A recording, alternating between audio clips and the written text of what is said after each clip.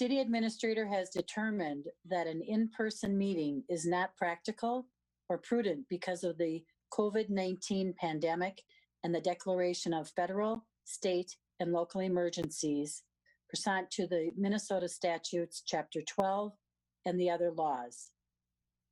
Attendance of the meeting by any member of the city council, city staff, or the public at the regular meeting location in the city council chambers is not feasible due to the COVID-19 pandemic and closure of City Hall to members of the public.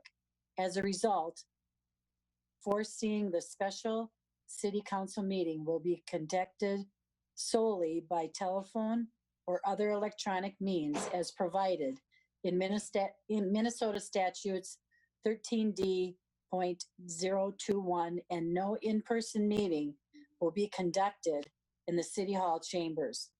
I think it is important to recognize that using a video conference is not as good as an in-person meeting, but it is necessary.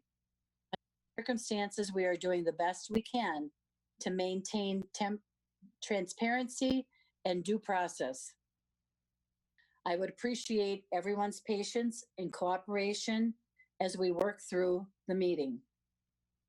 Please stand for the Pledge of Allegiance.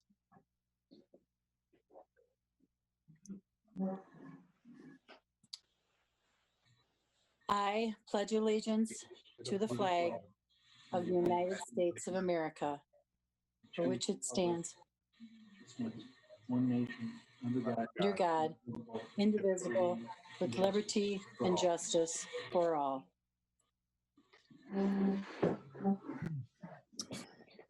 Seeing that this meeting is being held remotely, when I call your name, please indicate your presence. Councilmember Balsonic. Here. Councilmember Brox. Here. Councilmember Fulch.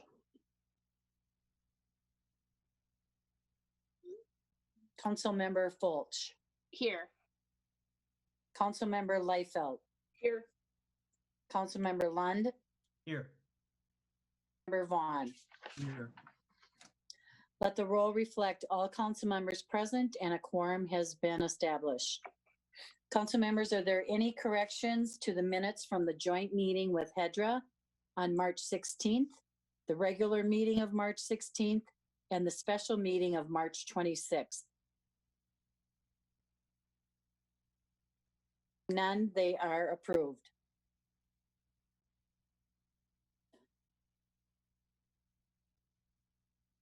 Comments, we have several comments emailed prior to the meeting, as well as an interactive feature during the meeting. For the emailed comments, they have been forwarded to the City Council and their receipt is acknowledged. Please recognize that items not on the agenda will not be discussed this evening. We ask the attendees use the raise hand feature and they will be invited to speak one at a time. I also want to remind everyone that the public comment period is not intended for an extended dialogue. Is there anyone here who would like to address the council?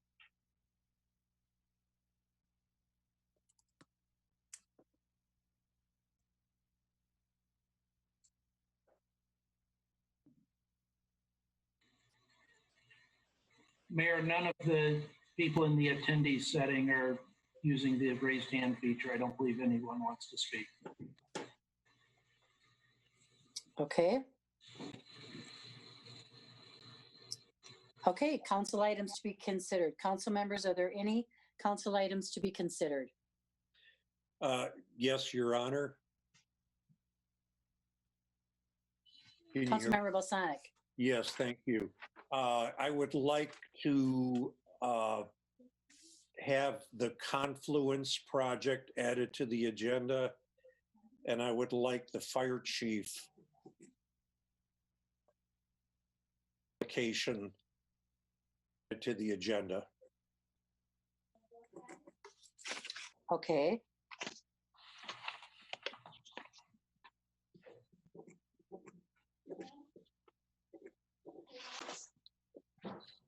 We'll add those under, John will Add Confluence under community development. And we'll add Mayor? yes. Councilmember Lund is trying to get your attention. Oh, sorry. Thank you. I'll wait till you're done, but I would like to add Okay. something as well. Sure. And then fire chief, should we put that under administration? Okay with that, Dan Waticha?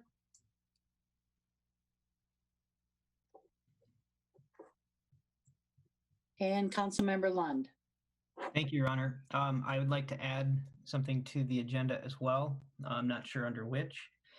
I'd like to discuss extending the deadline to apply for upcoming elections for city council, as well as the fees involved with the application.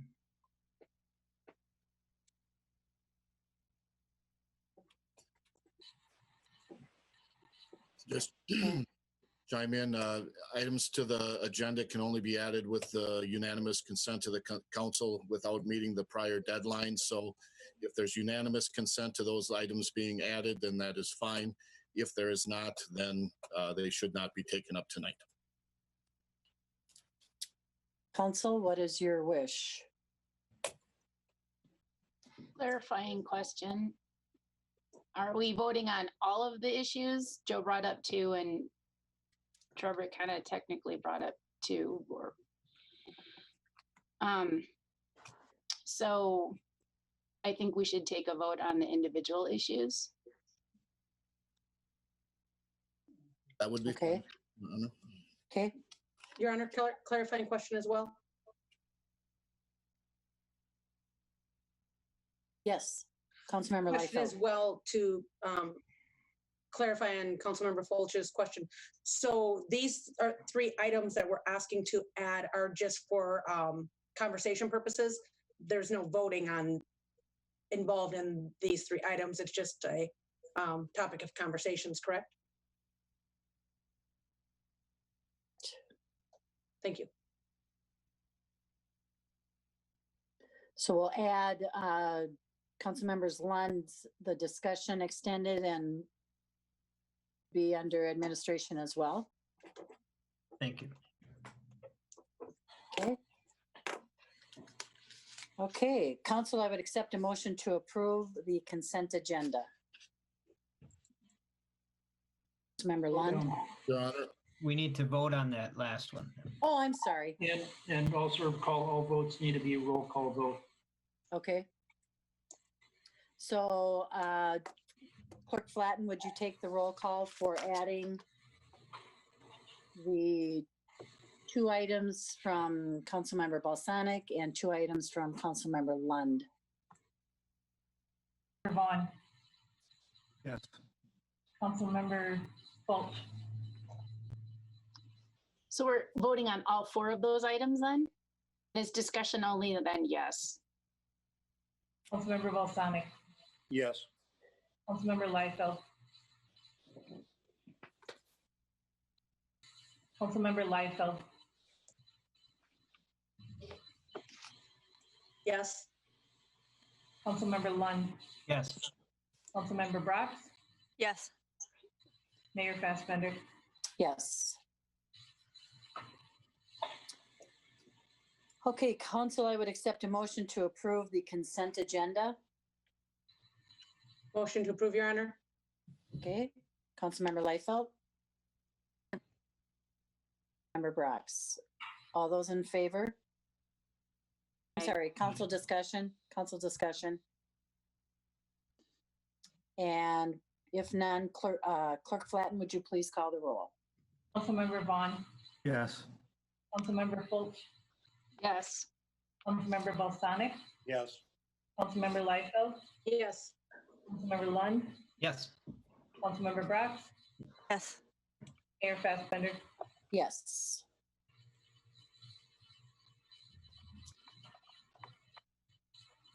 Okay, now we will have a public hearing to amend City Code Chapter 155.01, rezone of property from A agriculture to R4 high density residents. The address is 1190 County Road 47. For this item, we will have an introduction. Community Development Director John Hinsman, followed by a public hearing, then potentially 2 actions by the City Council. John, welcome. Thank you, Mayor, City Council members. What I have before you tonight are public hearing and 2 actions, which I'll go through. I'm going to put my share screen function on now so that we can review what we're looking at all together. Now, I don't think that quite worked.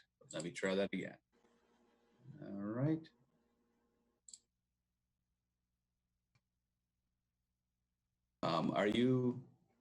Are you seeing my screen right now? We're seeing the flag. Okay, that's good. So I will, there we go. There we go. Yeah, before us is the public hearing tonight for 2 actions: rezone property from A agriculture to R4 high density residence, and also a comprehensive plan amendment to change the land use designation from low density residence to high density residence. This is all on 1190 County Road 47. This is on the north side of County Road 47 near Riverwood Drive. What this is proposed to be is a senior housing facility, which may be up to 120 units in size. It will provide care for residents, including independent living, assisted living, and memory care. Likely be multi-story over a ground level parking garage.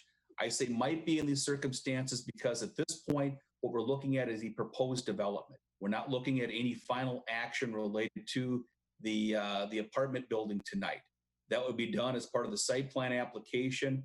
The site plan application would come at a later date. During that time, we would take an in-depth analysis of a number of items, including traffic, floodplain, engineering, what the building would look like, and how big the building and how many units would be in the building. So just bear that in mind. What we're looking at tonight deals with the use of the property, changing that. The site plan would come at a later date. Planning Commission did review this at their March 9th meeting. They do bring forward a recommendation of approval on a vote to 4-1 on both the comprehensive plan amendment and the rezoning. We did have a public hearing at that time. We had 6 individuals provide comment during the public hearing. They shared concerns about the rationale for the amendment, concerns on traffic, the market, lighting, could the apartment be built somewhere else, and the effect on surrounding properties. Commissioners discussed having senior facilities to allow aging in Hastings. Lower density development may not meet market conditions, calculation of density, and the change from high density and floodplain. So those were discussed. Ultimately, the Planning Commission recommended approval of this. We also had the Planning Committee of City Council review this on January 30th, consisting of Chair Vaughn and Council members Balsonic and Liefeld. During that time, they were generally supportive of the land use change and the senior housing proposal for the site. So what are we looking at here? Here's the property itself. As you can see, this is County Road 47, Riverwood Drive here. The property is mostly floodplain, as you'll see upcoming photos. It's wooded along the property, some open areas towards the south. Housing facility would be built somewhere like this, and this alignment here is consistent with the restrictions on the site. I think the next slide will show what those restrictions are. Anything here in blue and to the north here in the striped is within the floodplain and the 100-year, the floodway here in the 100-year floodplain of the Vermilion River. So as you can see, the site itself is very much encumbered by these restrictions towards the north. The building construction would not be able to occur within these areas. So we're really looking at that southern portion of the property in which construction could occur. Look at a couple of different items. One is the comprehensive plan. So the difference we're looking at here, comprehensive plan takes a look at our long-term guiding of a property. It's an aspiration to where we want to be in the future. So we take a look out for a 20-year period, designate property as how we would hope it to develop, and then the rezoning, which comes next, is the actual legal land use of the property. So looking at the 2040 plan as we have here, you can see that we show a yellow area here, which is low density residence. This is generally a single family development. We have some floodplain wetland protection towards the north end of it, which is consistent with some of the restrictions we have for floodplain shown on the property. Proposing to do tonight is to change the yellow area here to what's termed high density residence. High density residence would allow for the construction of the senior housing facility as proposed. We're also looking at a rezoning of the property. When we look at the rezoning of property, we're looking at rezoning from the light green here, which is agriculture, to R4. R4 is our high density residence district. That would allow for the construction of the apartment building again. Look at the surrounding areas of what we're looking at here. You can see we have the Vermilion River towards the north and the floodplain areas surrounding that. We have some single family areas directly to the east.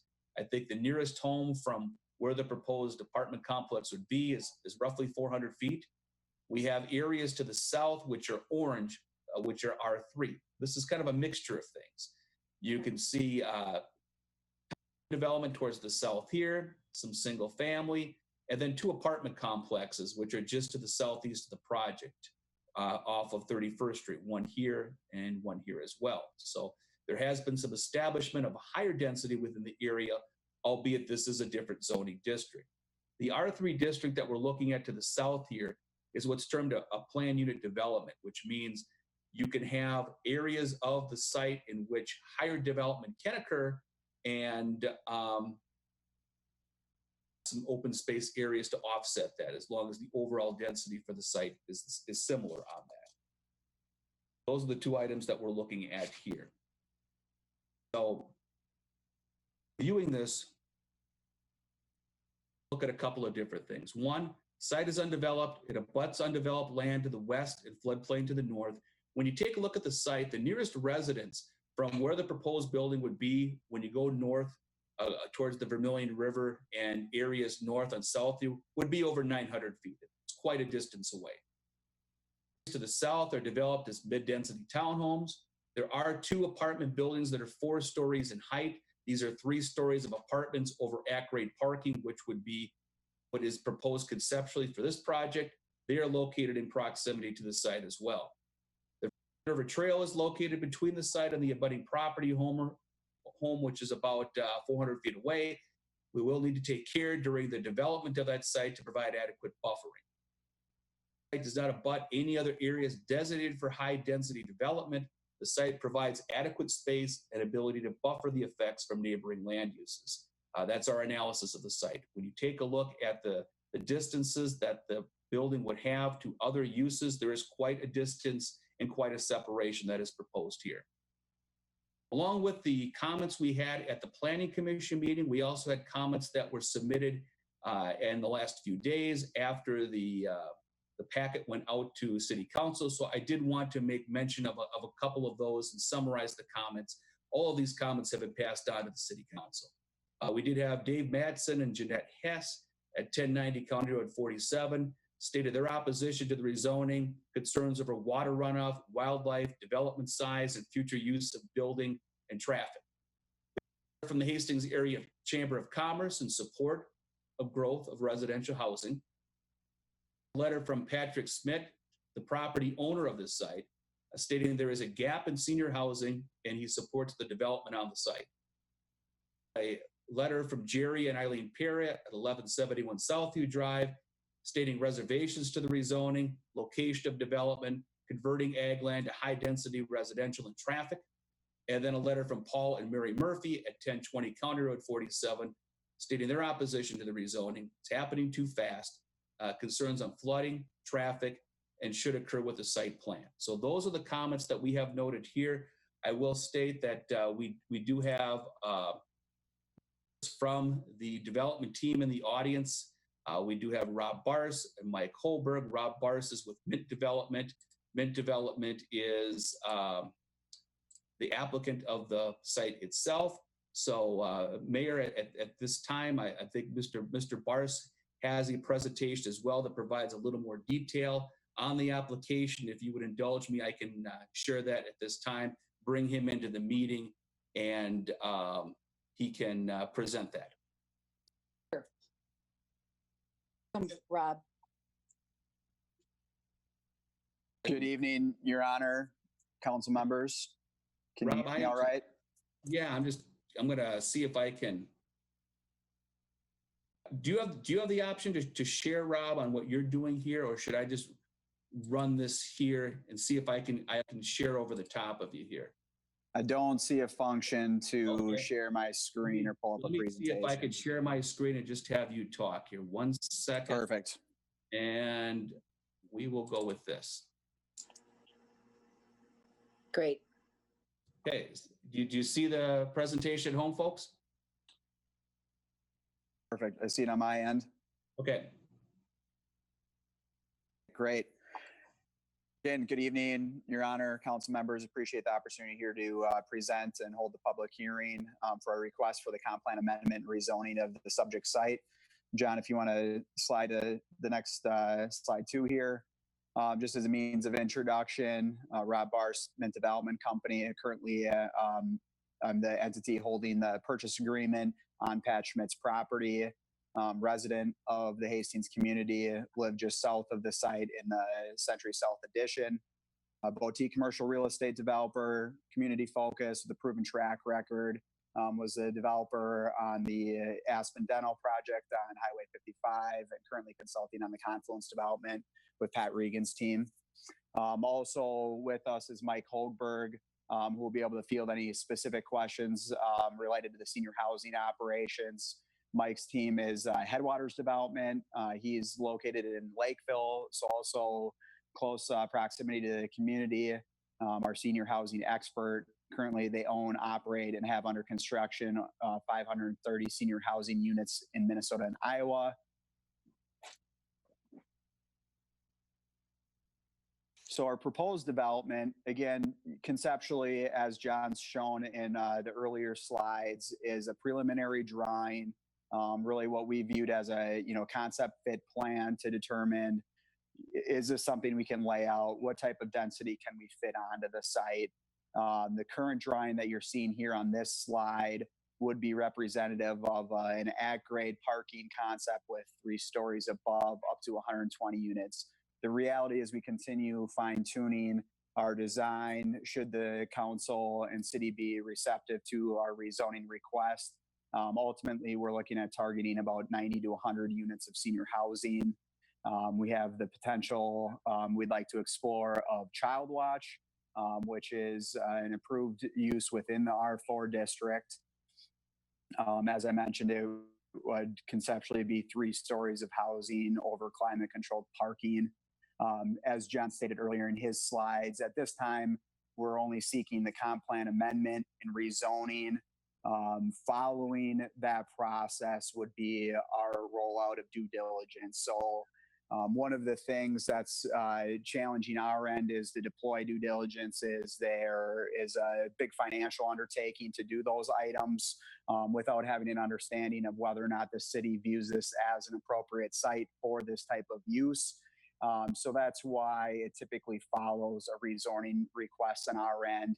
And the items would include an ALTA survey. We've already done a preliminary survey with Johnson Schofield to further verify the 100-year boundary of the floodplain. Following this would be a topographic ALTA survey. We would do some further research with FEMA and have discussion with them on potential impact on the floodplain. A third-party traffic study, stormwater and flood mitigation study, an environmental analysis, geotechnical exploration. We would also do a more in-depth market analysis, and then begin preliminary architectural and civil engineering.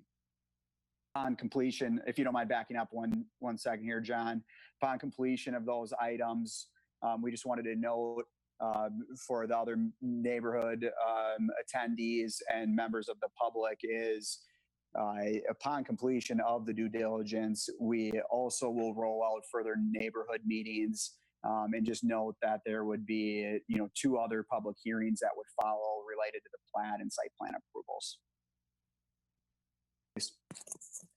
What we wanted to share here is just to give you a feel for the types of products that Headwaters has brought to the market to date. So this is representative of assets within their portfolio and the level of architectural finishes that they put inside the building. Why Hastings has been a question, and whether or not there's capacity within the marketplace. So our research has shown that there currently is not enough units to serve the growing senior population within the community.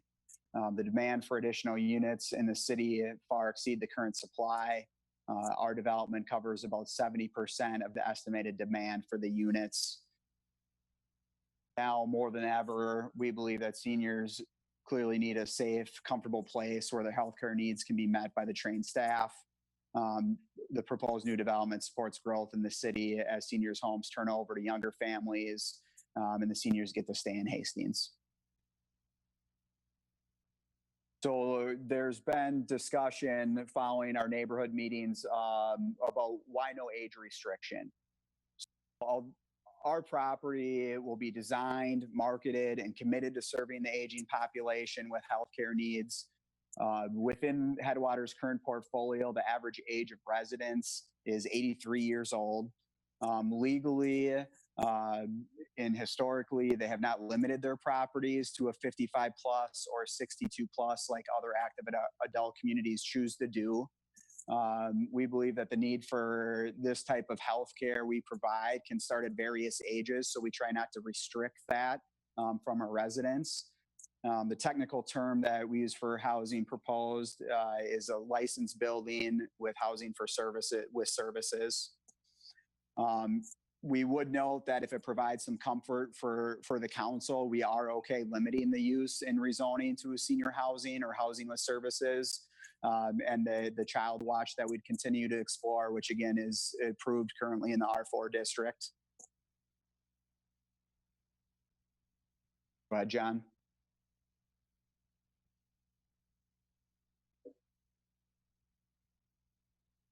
Please.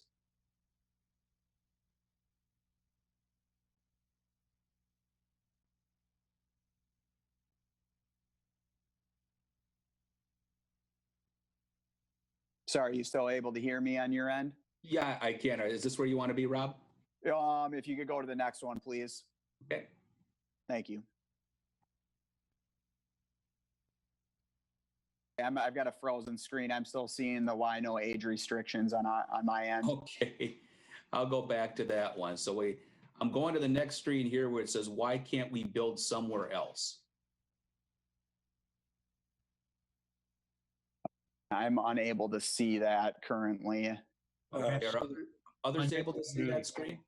No. No. Could you No. unshare and then reshare, John? Okay, let me do that then. Let me go share and reshare. Maybe that's not the right one. Off there. Bear with me a moment here. All right, and try this. That's not it.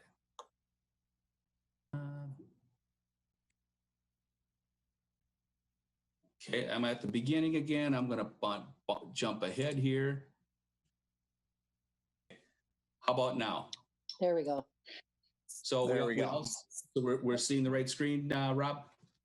Yep, I'm good on my end here. Okay, yep, me too. Okay, so why can't we build somewhere else? So as we've shared in our neighborhood meeting and at Planning Commission, so collectively our search began about 2 years ago. To date, prior to this site, we had created site-specific concept plans for 3 other properties. And that analysis warranted meetings with city staff to analyze each of those opportunities. The overarching challenge that we've run into, we believe exists beyond this site itself. Per staff discussions, we've talked about the fact that the city does not currently provide a solution for this type of asset within zoning ordinances that exist to date.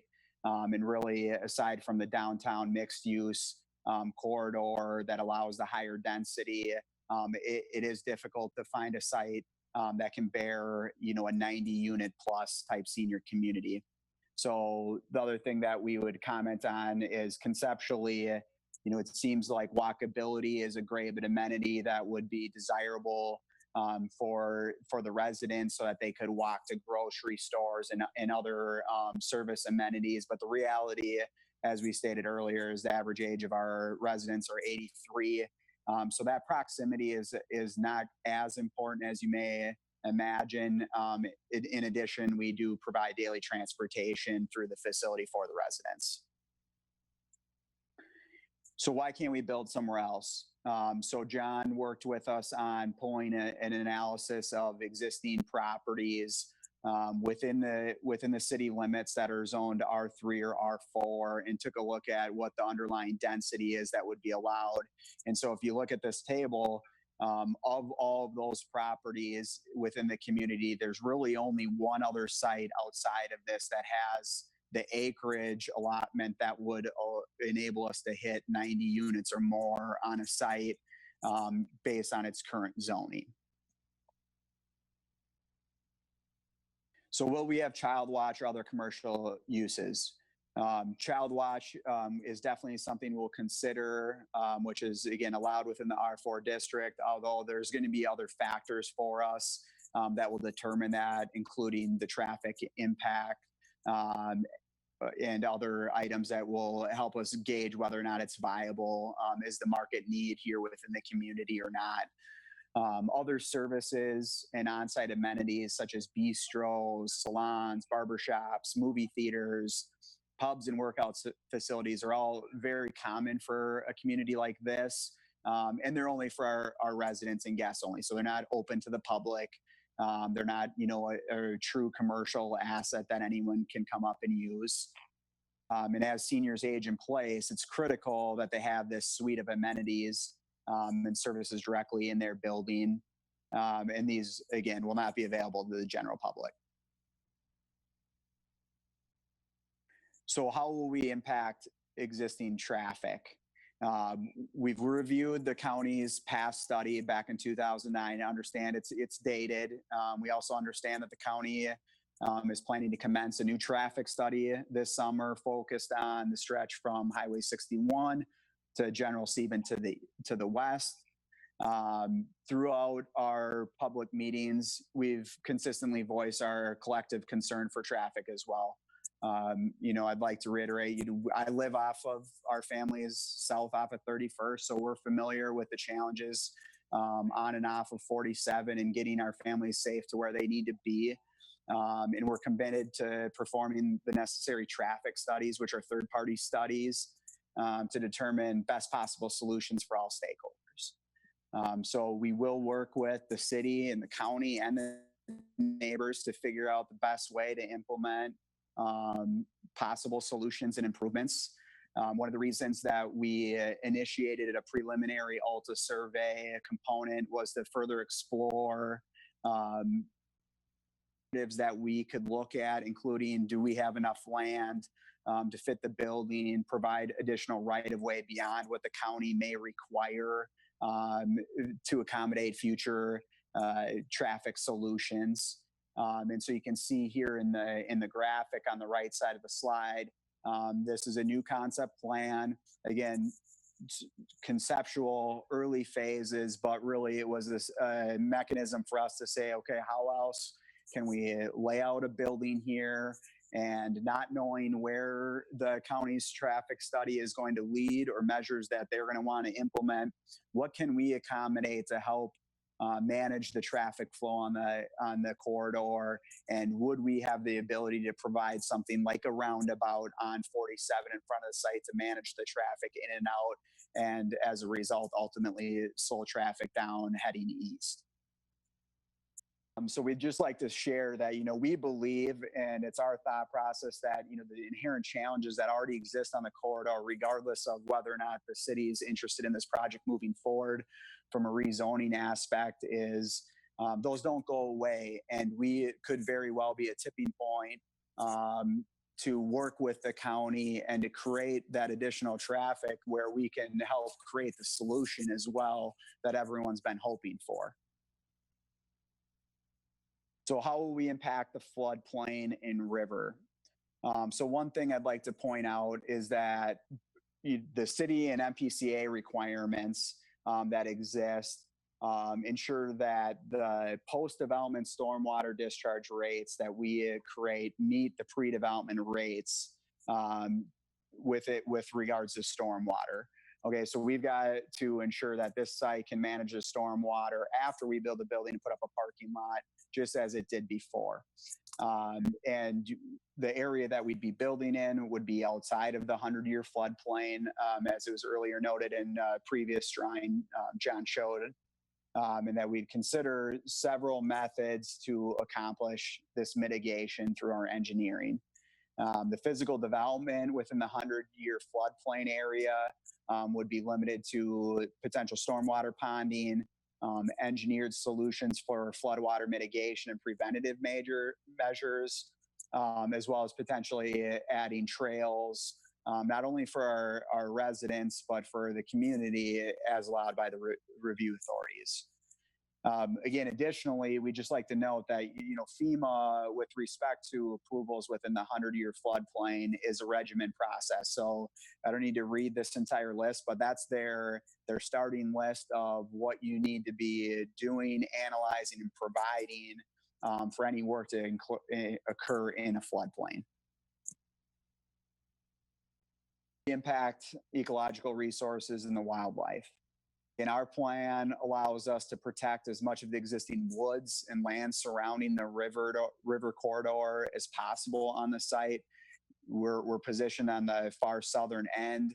Our goal is to limit any impact to the lands north of that. And as a further commitment to protect the land, we'd like to explore the implementation of specific wildlife feeders, appropriate landscape structures to promote symbiotic use of the green space. Additionally, we'd be happy to explore a public park land use agreement with the city if that was of interest. So why amend the comprehensive plan? As John mentioned earlier, the comprehensive plan serves as a guide for future land use. It's looking far out into the future. It's a roadmap that's created at one point in time, but can't always predict market changes or growth differences within the community that occur. At the beginning of the presentation, I mentioned the Aspen Dental that I developed in 2018. And I think this is a great example. Although magnitude of the project is much smaller, that property was originally an unplatted outlot. It was guided as right-of-way within the comp plan and zoned as a residential property. Working with the city analyzed whether or not there was a higher and better use. And as a result, we were able to amend the comp plan, rezone the property accordingly, and we were able to bring forward a new retail service-oriented business. At the same time, we were losing a key asset in the community when the Target box was closing. So why rezone the property? It was stated in earlier comments from the neighbors that as it's zoned now, it is too dense. However, it does respect the existing single-family residence. Again, just to clarify, currently the parcel is zoned agricultural, not a residential district. Additionally, low-density single-family development would be very difficult on the site and essentially would require a developer to split the parcel into, call it bowling alley lanes that come up to 47 and would necessitate a need for independent curb cuts onto the highway, which is our assumption would be highly unlikely and allowed by the county. In addition to that, the Pat Schmidt's family, the current landowner, has tried to sell this property a number of times previously, more geared towards single-family residential developers. And each time it was determined not to be feasible because of all the attributes and physical restrictions of this site.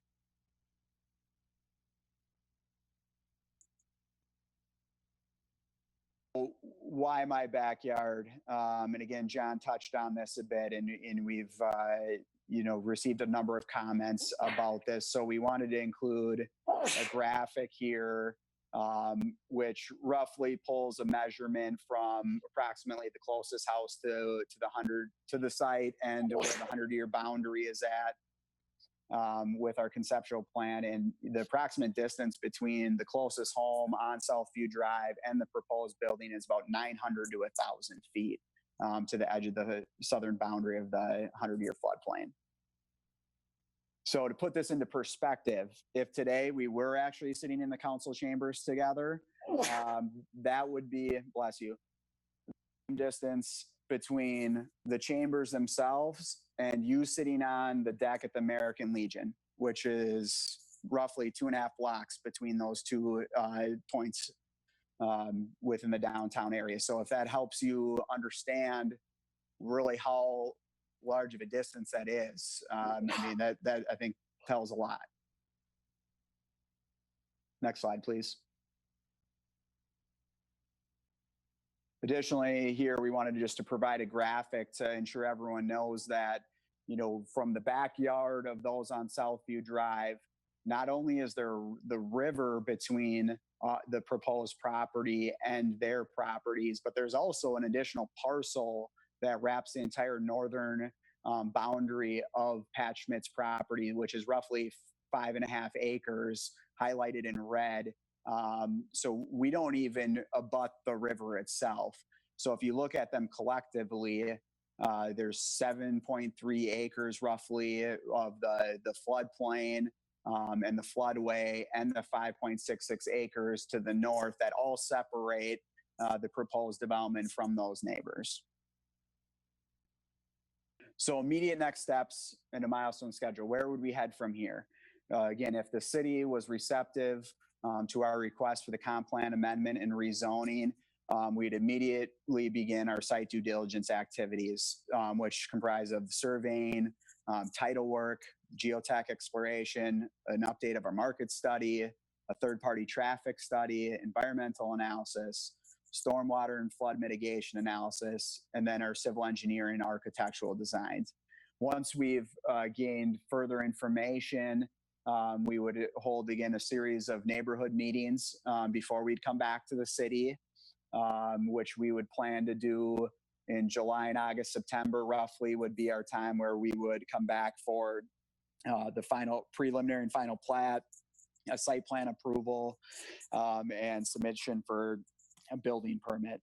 And again, during that time with the site plan approval and plat, that would trigger additional public hearings for the neighbors and community as a whole to learn more about the project and voice any concerns or comments that they have for that. The ultimate goal for us, not having a clear picture like everyone else on the overall impact that we'll continue to have this summer, but our goal would be to be in a position to break ground in late fall and October. If it pushed any further beyond that, we'd likely then reposition for an early spring start just to manage our winter conditions. So in conclusion, the benefits that we believe exist for the proposed senior housing development, first and foremost, additional housing options for the aging population that don't currently exist. We'd be able to provide critical care needs for the seniors of the city, additional child watch options for the young families. As a result, it would release pressure and open up existing housing stock on the secondary market. It would increase the local tax base. We'd be able to create additional jobs, both temporary from construction and long-term job creation, and overall induce economic activity within the city. For the lengthy presentation, but hopefully it was helpful, and will be available, both Mike and I here for any questions following the public hearing. Thanks, Rob.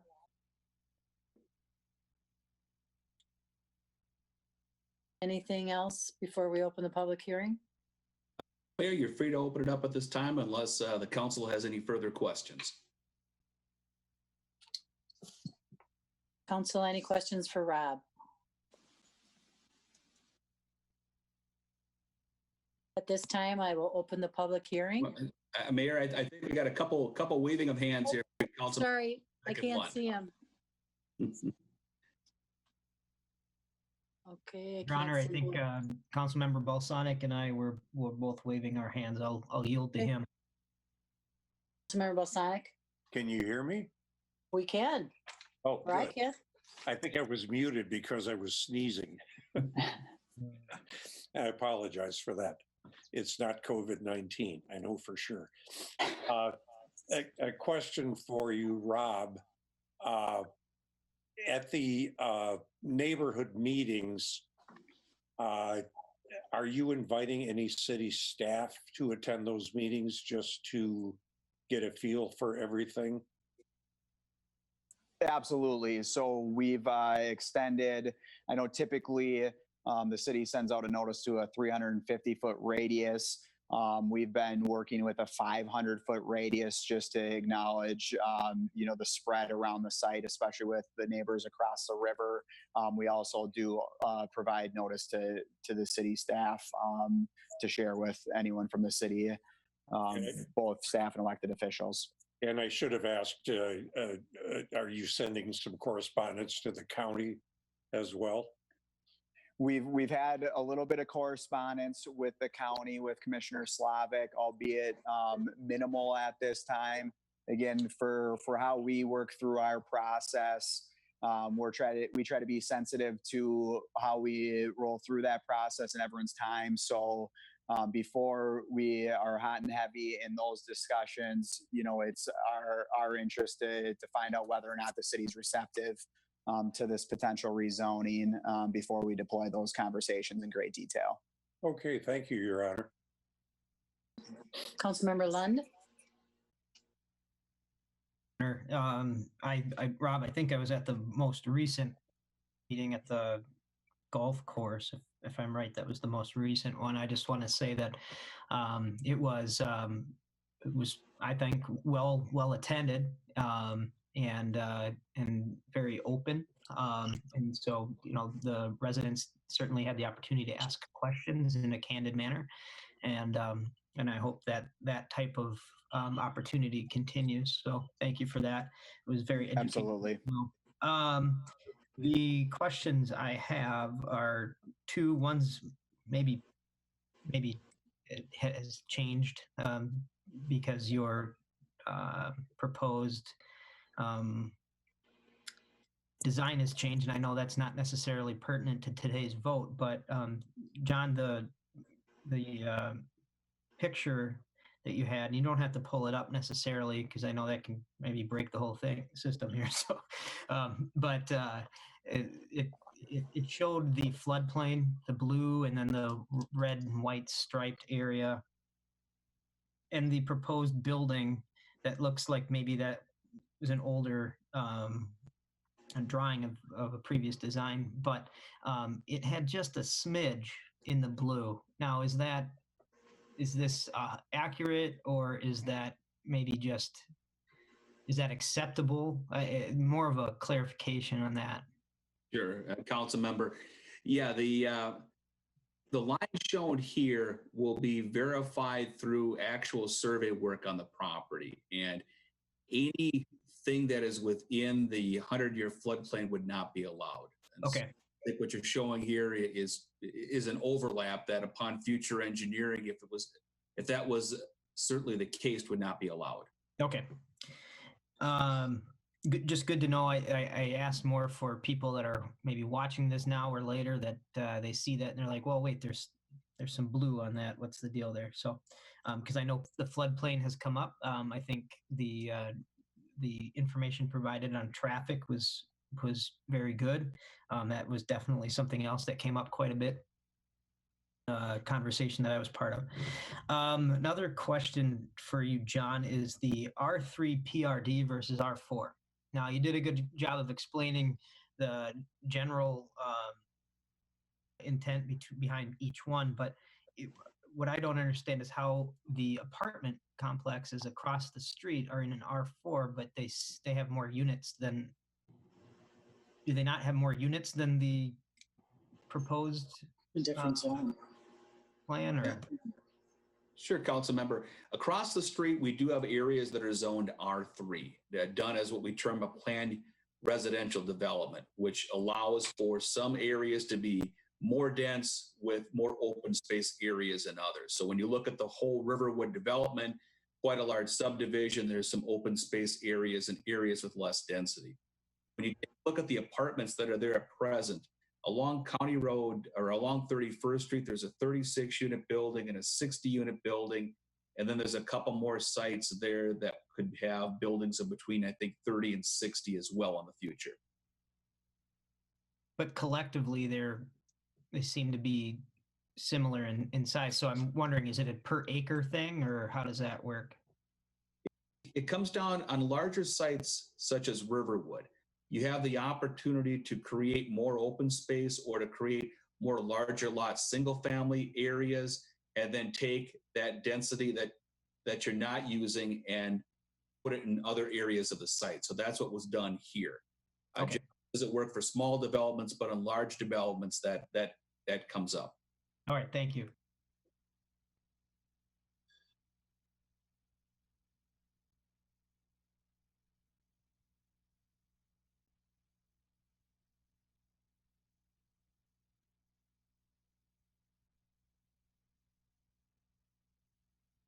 Time we will open the public hearing. I ask that the attendees using their hand feature will be invited to speak.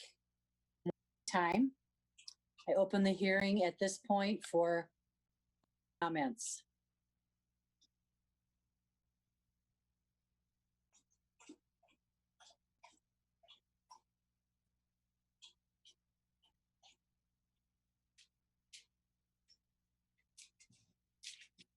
And Mayor, it does not look like we have anyone raising their hands at this moment. So I think the mayor had asked if anyone would like to speak on this item during the public hearing.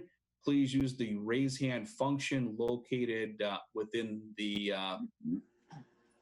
software.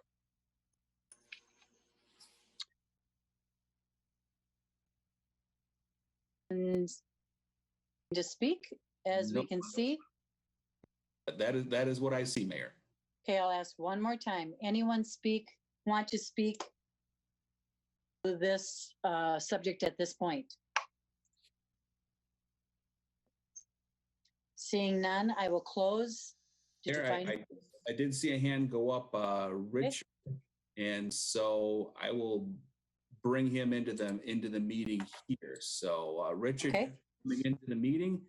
And you should be able to address the council here in just a moment.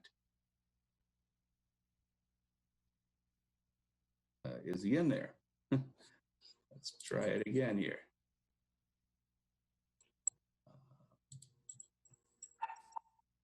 Okay, my notes, I think I see him on the screen there. And Richard, I'm unmuting your microphone.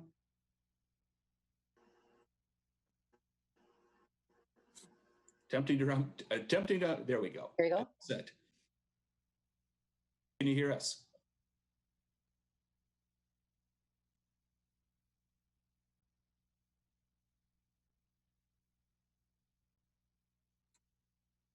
All right, I don't hear Richard. I see him on the screen. It doesn't look like his microphone is muted from what I can see on here.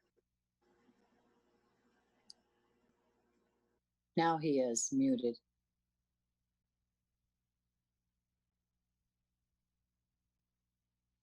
Richard, can you hear me? If you can hear Richard, there's a chat function at the bottom as well. Perhaps you could type a message down there to confirm that you could hear us at this point.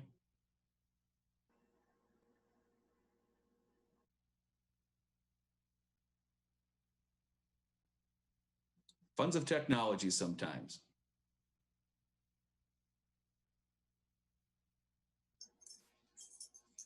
Yeah, I'm seeing no response here, nor anything typed within the chat feature from Richard.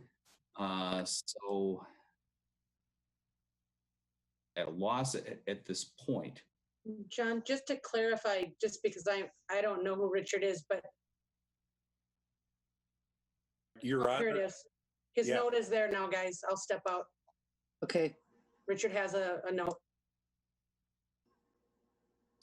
Okay, I came in late, but want the effect on the trail, his question is. And Mayor, I can address that if it's appropriate at this point. Sure. Okay. With the effect on the trail, nothing at this time. The rezoning and the comprehensive plan amendment would be to change the land use of the property.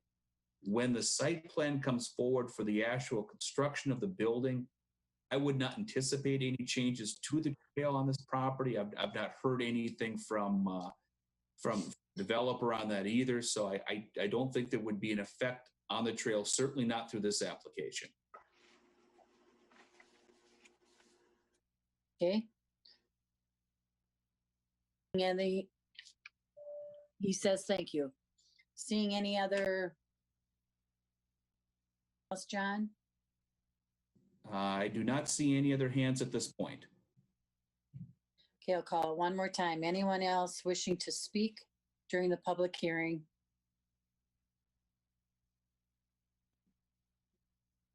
Okay. At this time, seeing none, I will close the public hearing. We will have council discussion.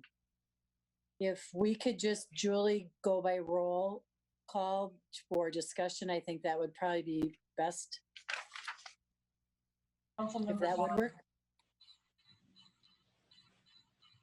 Councilmember Vaughn. Oh, thank you, Julie. Thank you, Your Honor. A quick question, I guess, for it would be John. If we approve the rezoning of this property to high density, and we go through the design work, and even if the developer says, you know what, I can't make it work after meeting with the county and everybody with the traffic studies, what happens to the property then? Does it rezone back to agricultural, or does it stay zoned in high density? Council member, the action to rezone the property would continue. So if the development went away for some reason, the rezoning of the property would remain. What that would mean is in an R4 density, we're taking a look at what could be built maximum on the property.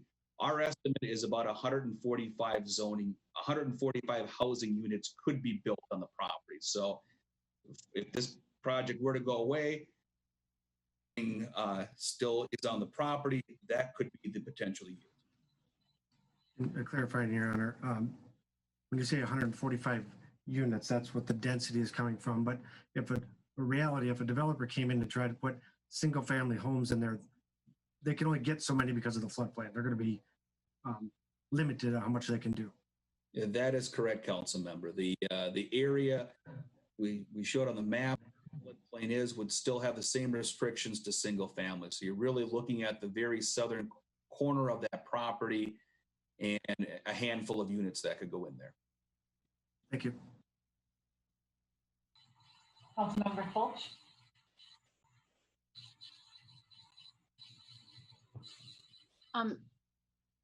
John, I just had a quick question. When you had up a map and it showed what the properties were that were across Highway 47, and it was all the seaward land, I was wondering, is all of that then high density already zoned? I know that he's putting in that brand new apartment complex in the river there. And I know that there's already some apartments that are built in there, like condos. I can't remember which slide it was, but I was just curious. So everything that's across from this parcel of land, then east to, again, to the Vermilion River where it snakes across County Road 47, all of that is then high density already, correct?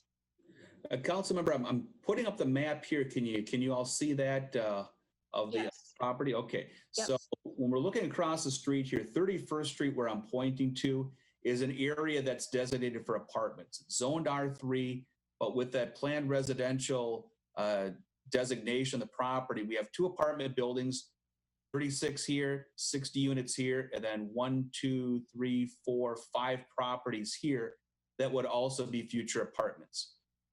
Is that answering your question?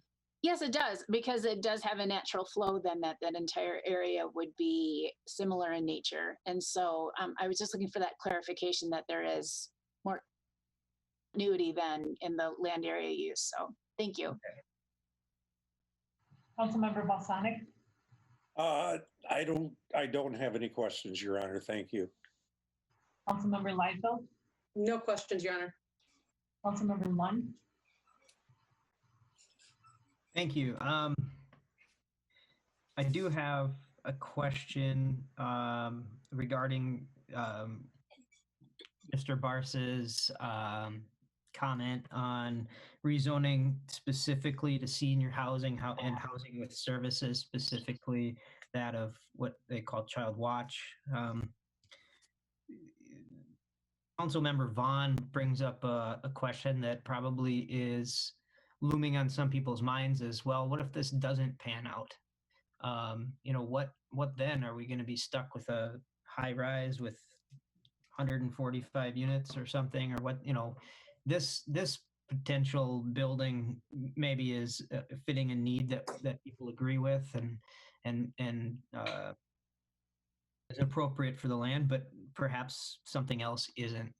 And that is always what comes up, it seems, when we are looking at these opportunities to rezone or to make some modifications to the land use. So, it's the concern of what if this falls through or we can't control what goes in there. And so I'm kind of going on and on about it. I apologize, but the question is, how does that look to make a motion, I guess, if we were to, or if I were to, that how does that look? How would we state that? And is that even technically possible to put a stipulation like that on this zoning, so that what we're doing is we're preserving it for a specific type of structure and function. So that's part one. And then the other thing is, so that's part one. And then the other thing is that, John, you brought up 145 units as the potential quantity that could be on this land. That number concerns people, but I think we have to look at that as a very, in my opinion, and correct me if I'm wrong, but that's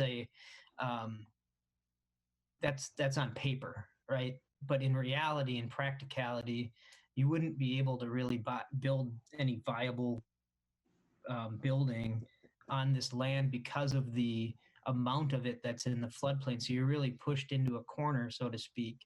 And then if you were to put 145 units, let's say it's apartments or whatever, that might be they might be pretty small units and maybe not entirely marketable.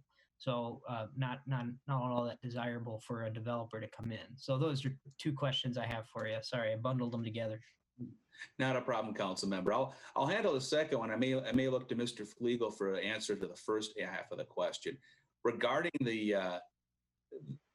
there's the density of the property and what the zoning district can yield, and as council member Lund pointed out, there perhaps a market reality that may be different on that one. Yeah, what I'm looking at when I speak of the 145 units is what would be allowed per zoning. When you take a look at market realities out there, I mean, we have a number of lots just to the southeast of this property that have been designated for apartments for quite some time and haven't gone. I think, if you'd have a 145 unit building or 145 units on the site, that's a significant investment for one to make. And you take a look at the market of Hastings for general apartments. I don't know what that market would be. I can't say that I see that market today. Perhaps that could be different at a different time. Try to take on the first question, council member. There is not a mechanism to put conditions on a rezone of property. So the decision here would be either to rezone or not to rezone, and there is not an ability to condition that. Obviously, this project, if it did go forward, would come back for site approval, as well as any other different project that would come back. It would have to come back for site approval. So I can't really speculate exactly what that would include, but if there were unfavorable conditions being proposed that wouldn't be allowed, there may be an opportunity for the council to deny the development action at that point in time. But I can't give you anything that would allow the condition of the rezoning to just senior housing. Councilmember Brock,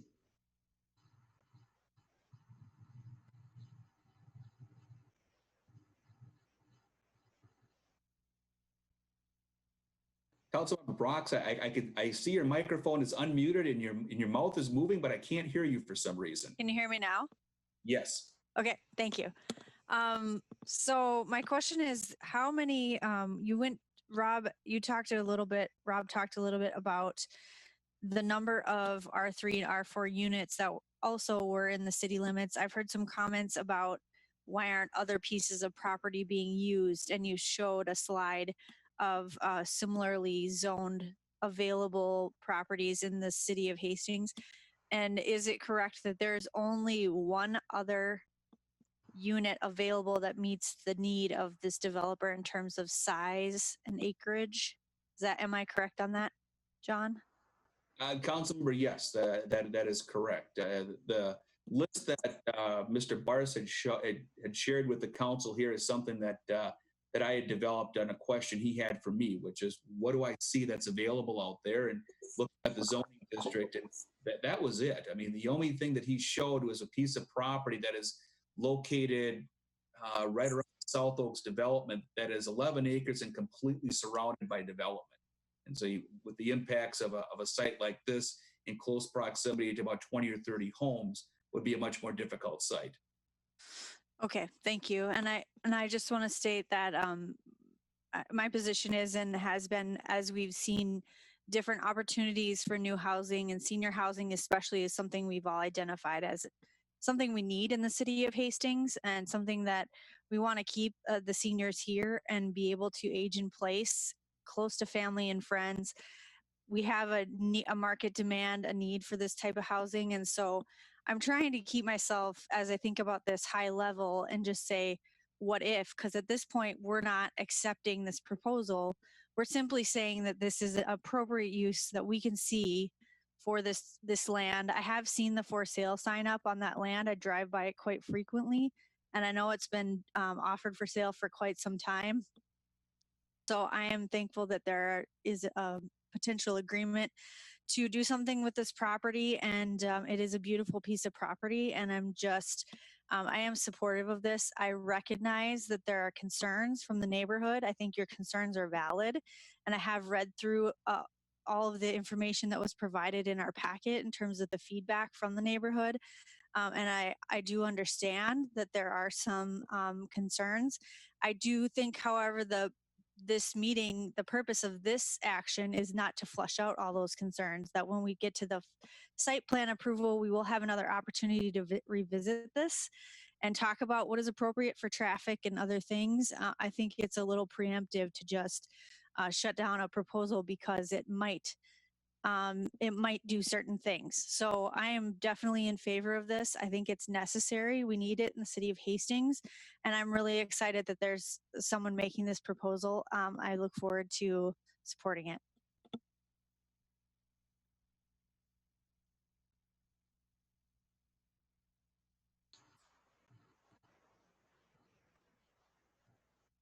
Mayor Fassbender. Sure, I'll just briefly state that, yes, I'm totally in support of this. The biggest issue I do think is the traffic and the neighbors. I think I've driven by there how many times I've sat, I've tried to envision it, the way that I feel it going to look will be appropriate in that area. There is a large buffer of trees and everything around it. I did look at the distance between the first home, the Matson house, and it is about 1,000 feet from where Rob had described the start of that would be.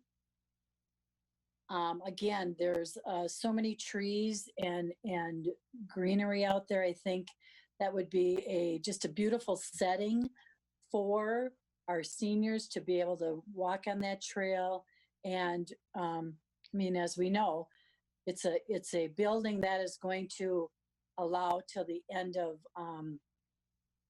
seniors' lives. So what a beautiful place to be able to be around, and it's serene. And I support it. My concern is the traffic, but at this point we are basically just rezoning it. So until the next step comes, I'm sure there'll be more conversation.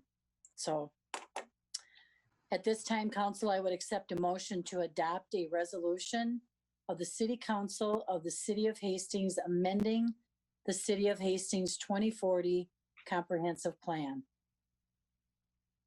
Moved. Councilmember Fulch.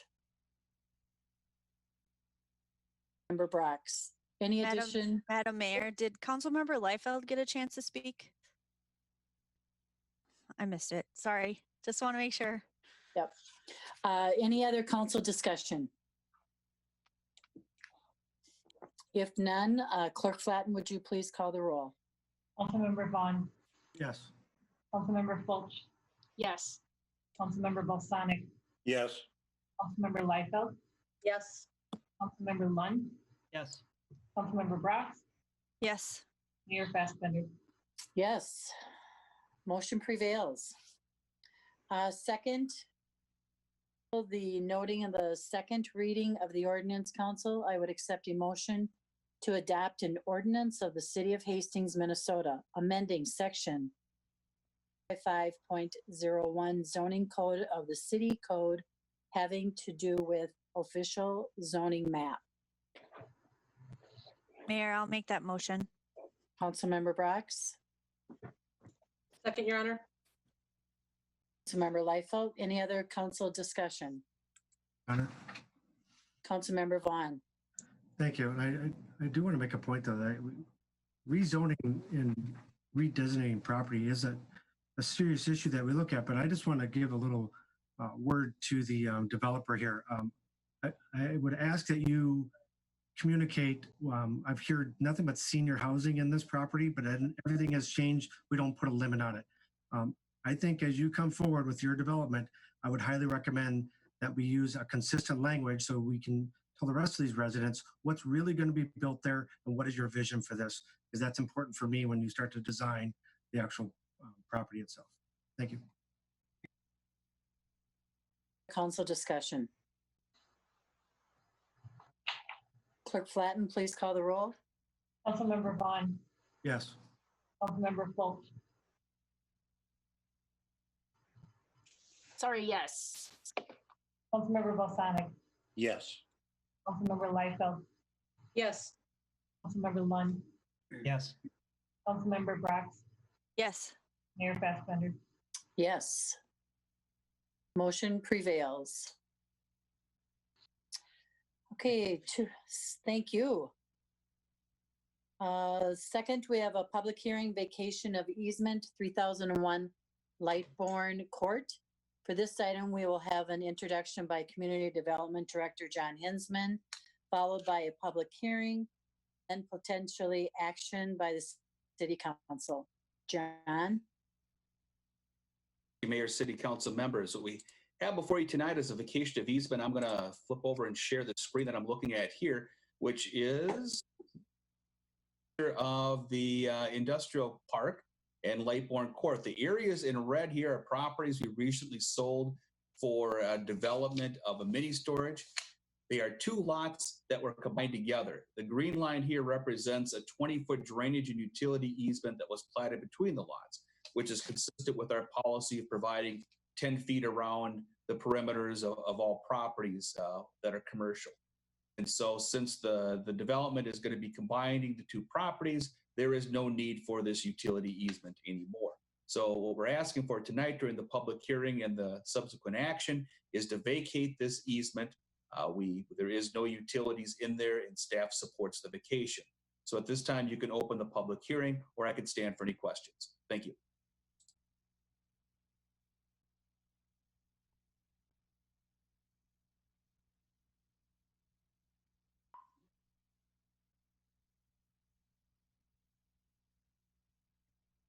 Where did our mayor go?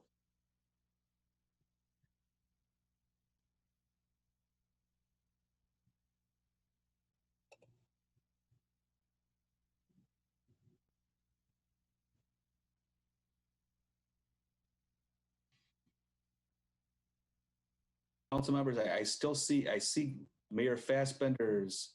I'm here, Okay. but I don't know where my picture went, to be honest.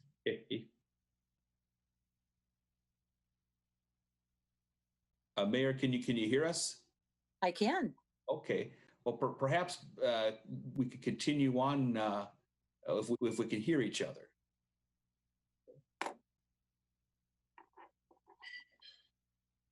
You hear me? I can. Okay. At this time, then I will open the public hearing.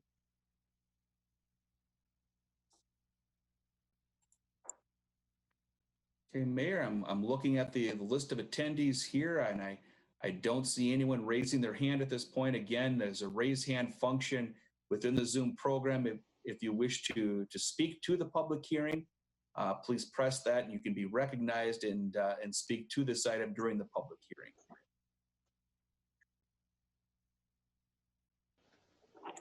At this point, Mayor, I do not see anyone wishing to speak. Okay. And I'll ask it again. Anyone here to speak for the public hearing? Seeing none, I will close the public hearing. Council discussion?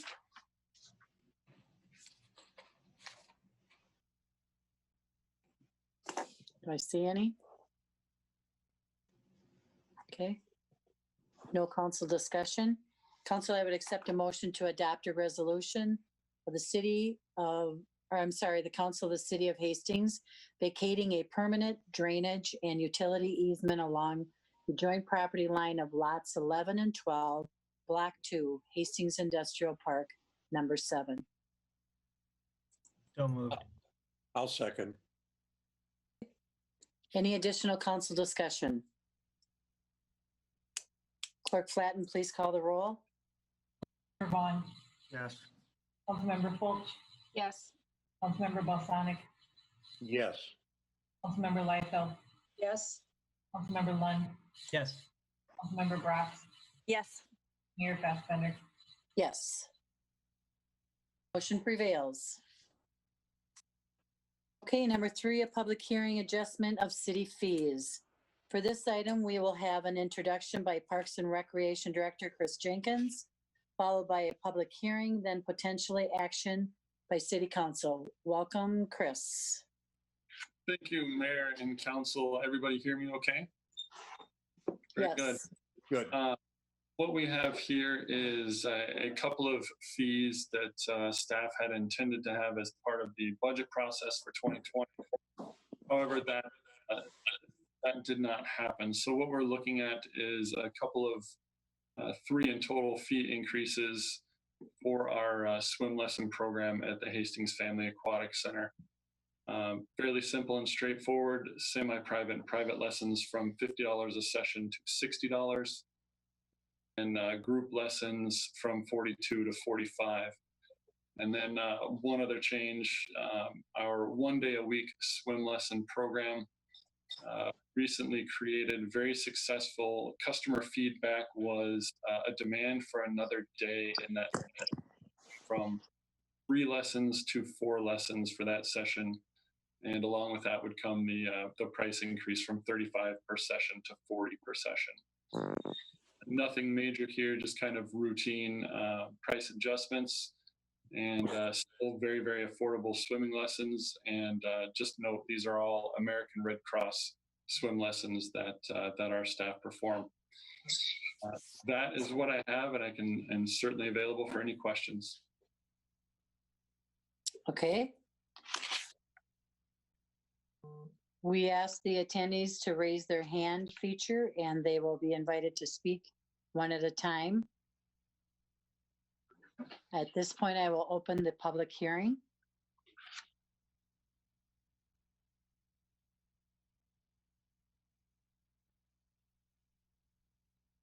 Anything, John? Mayor, no raised hands at this point. Again, raised hand feature within Zoom allows you to participate in the meeting, so please indicate if you'd like to participate by using that function. This time, I do not see anyone's wishing to speak. Okay, at this time, I will close the public hearing. Council discussion. Councilmember Liefeld. Thank you, Your Honor. Question from Chris. Chris, do we have a program in place to allow for families that might need financial assistance for these types of fees? Do we have something in place for that? Councilmember, yes, we do. We have a scholarship program. It does have a limited amount of funds. If memory serves, somewhere in the range of $4,000 or so annually. And that is an application process. As long as families meet the free or reduced lunch or similar program for the schools, they qualify for our scholarship program. It does require a 50% copay from the family. Okay, and then with that, do they contact the Parks Department to have questions? Yes, we have the forms available here in our office at this time. We're not currently taking those, but we do. For the season, we will do those. Thank you, Chris. Your Honor. Councilmember Lund, yes. Thank you, Your Honor. Councilmember Liefeld asked part of my question, so then the follow-up would be: you mentioned the $4,000 in the currently funded to support that need. Any indication as to what that has been? How much of that has been used on an average year? Councilmember, typically all of those funds are used in any given year. You at risk of being underfunded this year? It is part of the annual budget, so it's set every year as an expense. We did not request any sort of increase for that for 2020. Council wants to look at that for budget year 2021. That is certainly a possibility during the budget process. Councilmember Vaughn. Thank you. I just want to clarify that with Chris, that those scholarships are for the entire Park and Rec programs, not just swimming lessons, correct? That is correct. Most heavily used, probably 90-95% for swimming activities, but yes, available for arena activities, safety camp, and a couple of other programs that we run. Okay, thank you. Councilmember Balsanic, did you want to speak?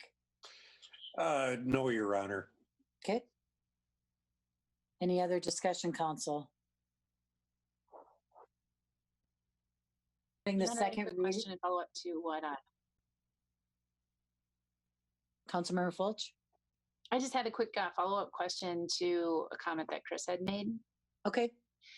Chris, you had said that you only had $4,000 appropriated for folks who were requesting financial assistance. And so I was wondering, do you use up all those funds every summer? And if so, how many applications are you turning away? Councilmember, yes, typically we run through all of the scholarship funds that are available. I have not tallied the number of scholarships that applications that are not funded. It's a handful or so. It's not a staggering amount. Well, that would be good to know for budgetary reasons for next year if we're turning away people who need it, because there is a direct correlation between socioeconomic status and the ability to swim, that there's higher rates of drowning with folks who have less ability to be able to pay for the swimming lessons. And so I think that if you're turning away $500 worth of folks who could use, who are requesting it, well, let's look at perhaps increasing that. So food for thought. Thanks. Okay. Any other discussion, council? Okay. Noting the second reading of the ordinance, council, I would accept a motion to adopt an ordinance of the City of Hastings, Minnesota, amending Chapter 34 of the Hastings City Code pertaining to fees for municipal services. So moved, Your Honor. Councilmember Vaughn. I'll second it. And Councilmember Brox. Additional council discussion? Okay. Clerk Flatten, please call the roll. Vaughn, Yes. Councilmember Fulch, Yes. Councilmember Balsanic, Yes. Liefeld, Yes. Councilmember Lund, Yes. Councilmember Brock, Yes. Mayor Fassbender. Yes. Motion prevails. Thanks, Chris. Community development, we had the second reading, adopt ordinance, amend city code chapter 155. That was done earlier. The resolution of the comprehensive plan amendment, that was handled earlier. Resolution vacation of easement 3001 court, this was handled earlier. Resolution, original Hastings Design Standards Review, Habitat for Humanity, 415 West 15th Street. This item, we will have an introduction by Community Development Director John Hinsman. Thank you, Mayor and City Council members. I'm going to put my share screen function back on again to show the property we're looking at today, which is 415 West 5th Street. As you can see here, it is a vacant property. It's located on 5th Street between Forest and Ashland. Property's been vacant for some time and owned by the Dakota County Community Development Agency. There is a proposal by Twin Cities Habitat for Humanity to construct a home on this site. The site is within what's termed the original Hastings Design Standards District, which is an area of town in which the goal of it is to preserve and enhance traditional neighborhood design from areas from 1845 to 1940. What these regulations are designed to do is to ensure traditional neighborhood design by incorporating design features such as alleys, carriage houses, front porches, and things that are period sensitive. The intent of this district is to provide the streetscape character rather than actual historical fabric. So it's a little bit different than what you would term as heritage preservation or historic preservation regulations, which really look at the period elements of the history of a structure. This is really looking at how the structure fits within the neighborhood itself. With this project here, we had a review by our HPC, our Heritage Preservation Commission, who looked at this and made a recommendation that it indeed does meet that. And I'll go through a couple of things specific to this project here. One, it looks like here, front elevation of what the house would be, 1.5 stories. The 1.5 story house and the foundation that is being proposed is very consistent with the other homes within the neighborhood. Most of them being of this size. This is being probably a little bit on the smaller size of the neighborhood. You can see on the survey here, proposed house here with the detached garage accessing off an alley area, which is something we like to see as a design element consistent with the area. Moving on to the next one, this is what the front elevation would look like. Move you out of here, maybe. There we go. Front elevation of the house and rear elevation of the house itself. You can see the window features, the dormer features, front porches consistent with the nature of the neighborhood, and then the side elevations here.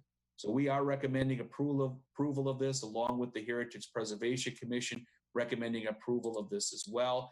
I believe we do have a representative as an attendee here, Mario Ojeda from Twin Cities Habitat for Humanity, who may wish to address this item as well. And I will stand for any questions. Thank you.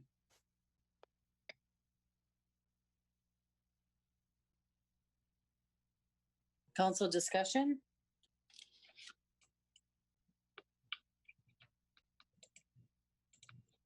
Are you going by roll call?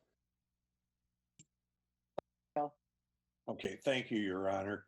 I have my own screen here, John. I'm looking at the perimeter of the lot aerial view, and I'm seeing what look like to be two very mature trees. Will those be preserved, or will something have to be cut down? As a member, I'm looking at this site as well, and I do note the trees on the aerial photo itself. It looks like there's a tree towards the northwest corner, which could maybe potentially saved. I'm also wondering if Mario Ojeda from Twin Cities Habitat for Humanity might be able to assist with this as well. I'm not certain of that, council member, if those would be or not. Taking Well, I'm looking, now I'm looking at, well, it looks like the survey itself yeah, the survey. looks like they do have it noted. It got a large oak tree and a large walnut tree. So Yeah. We got a that must be a walnut tree toward the back. The house is going to be offset east, so that oak tree can be saved. that's what it appears here from the survey, council member. Yes. Yeah, a 28-inch diameter. That's almost a legacy tree. Yeah. At that size, and then the walnut tree, 22 inches, almost legacy size as well.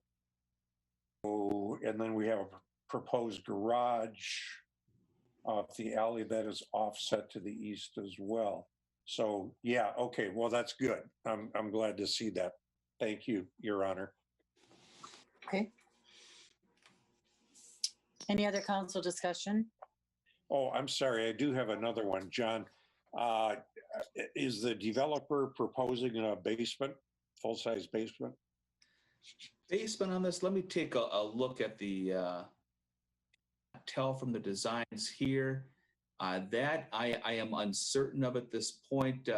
Mari, if you can address that, if you could raise your hand, I could bring you into the meeting as well. I just want to make sure that you might be able to assist with that one. And it looks like she is. So I will bring her into the meeting here and unmute her. And she should be ready in a second here. Hello, everyone. Can you hear me? Yes. Yes. Yep. Welcome. Awesome. Yeah, thank you. Yes, we do have a full, and then we have 4 bedrooms. And so there will be 1 finished bedroom in that basement, as well as a full-size bathroom. Okay, I'm looking on my computer screen. I'm looking at the rear elevation.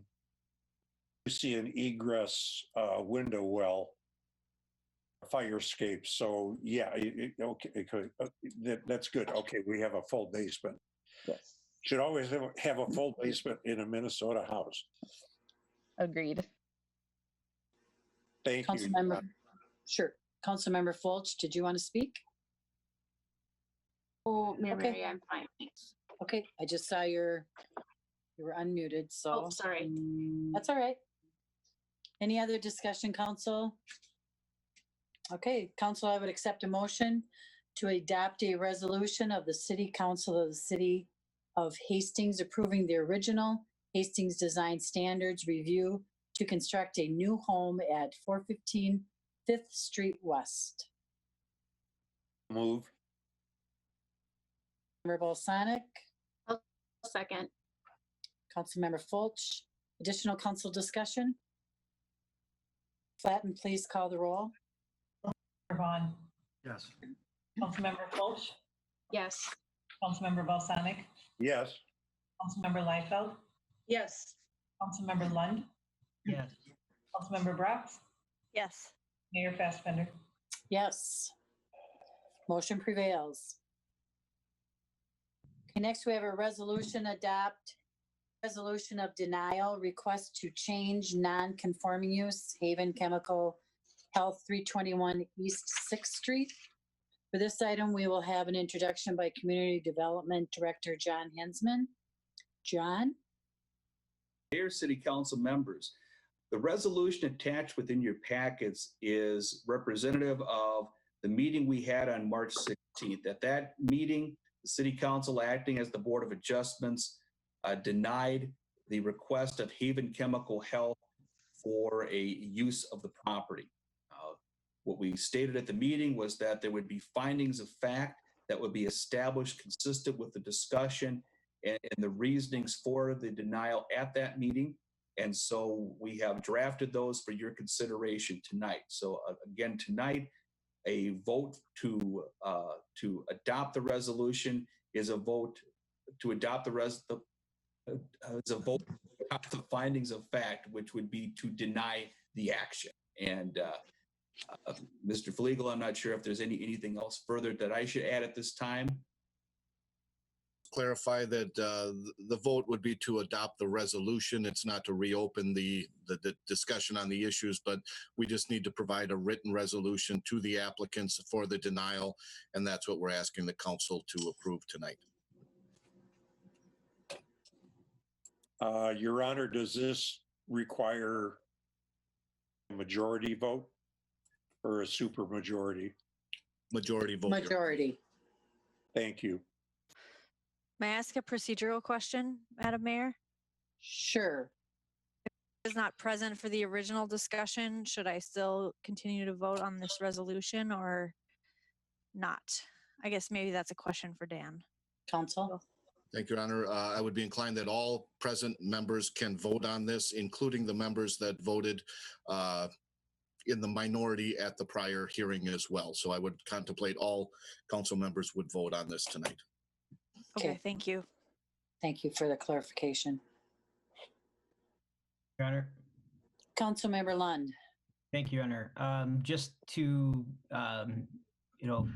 maybe just go a little bit deeper, because sometimes these double negatives can become confusing. Not that this is a double negative, but it has the potential to be one. So if we vote yes, we are indeed saying no to the request, correct?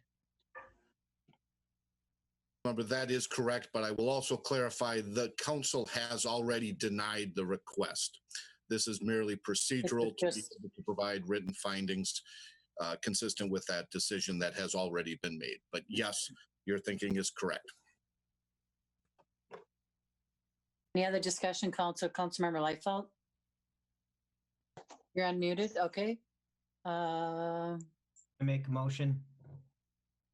Member Lund? I make a motion to adopt the resolution of denial. I'll need a second. Second, Your Honor. Councilmember Lightfoot. Any other additional council discussion? Clerk Flatten, please call the roll. Member Vaughn. Yes. Councilmember Fulch. Yes. Councilmember Balsonic. Yes. Councilmember Liefeld. Yes. Councilmember Lund. Yes. Councilmember Brox. Yes. Mayor Fassbender. Yes. Motion prevails. John, I'll stick with you, and if you could speak to the Confluence just for a little discussion. Councilmember Balsonic wanted to add to the agenda tonight. Sure, Councilmember Balsonic, may I ask if there's anything specific as information that you're looking for at this point? I wanted to bring this up because I wanted to recommend that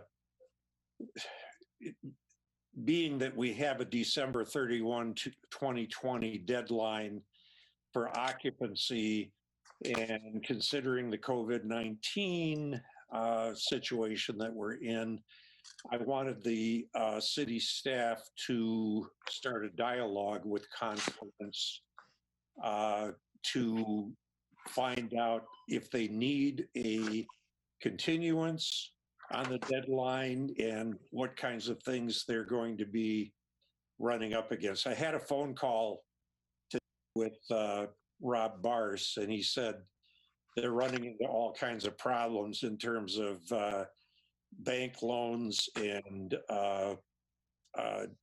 other kinds of obligations in terms of getting the apartments done first, or the hotel done first, and so on and so on. And I just see that they've got a real can of worms that they're trying to make some sense out of. So I would like the staff to enter into a dialogue with them to see what we can do to make things accommodating for them. It is a good development. I'm all for it. And it's a shame that we are probably going to have this project delayed, but I think we should start working with them. Your Honor. Mayor and Councilmember Balsonic, we we're in continual discussions with Rob Bars and the leadership at Confluence. We were on track. We had weekly meetings throughout most of the project. We've reduced those a little bit as our end of the project has subsided on it, but you are correct. We want to be able to make sure that if there's anything that we can do to move the project along or not get in the way of the project continuing on a good trajectory, that we're there. We continue to keep the dialogue open. Thank you, John. Thank you, Your Honor. Sure. Thanks, John.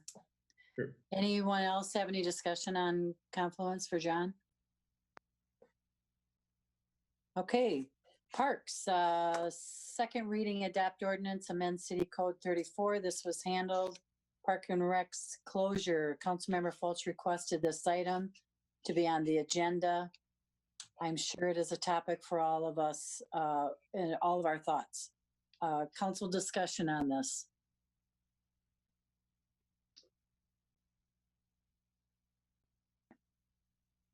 Councilmember Fulch.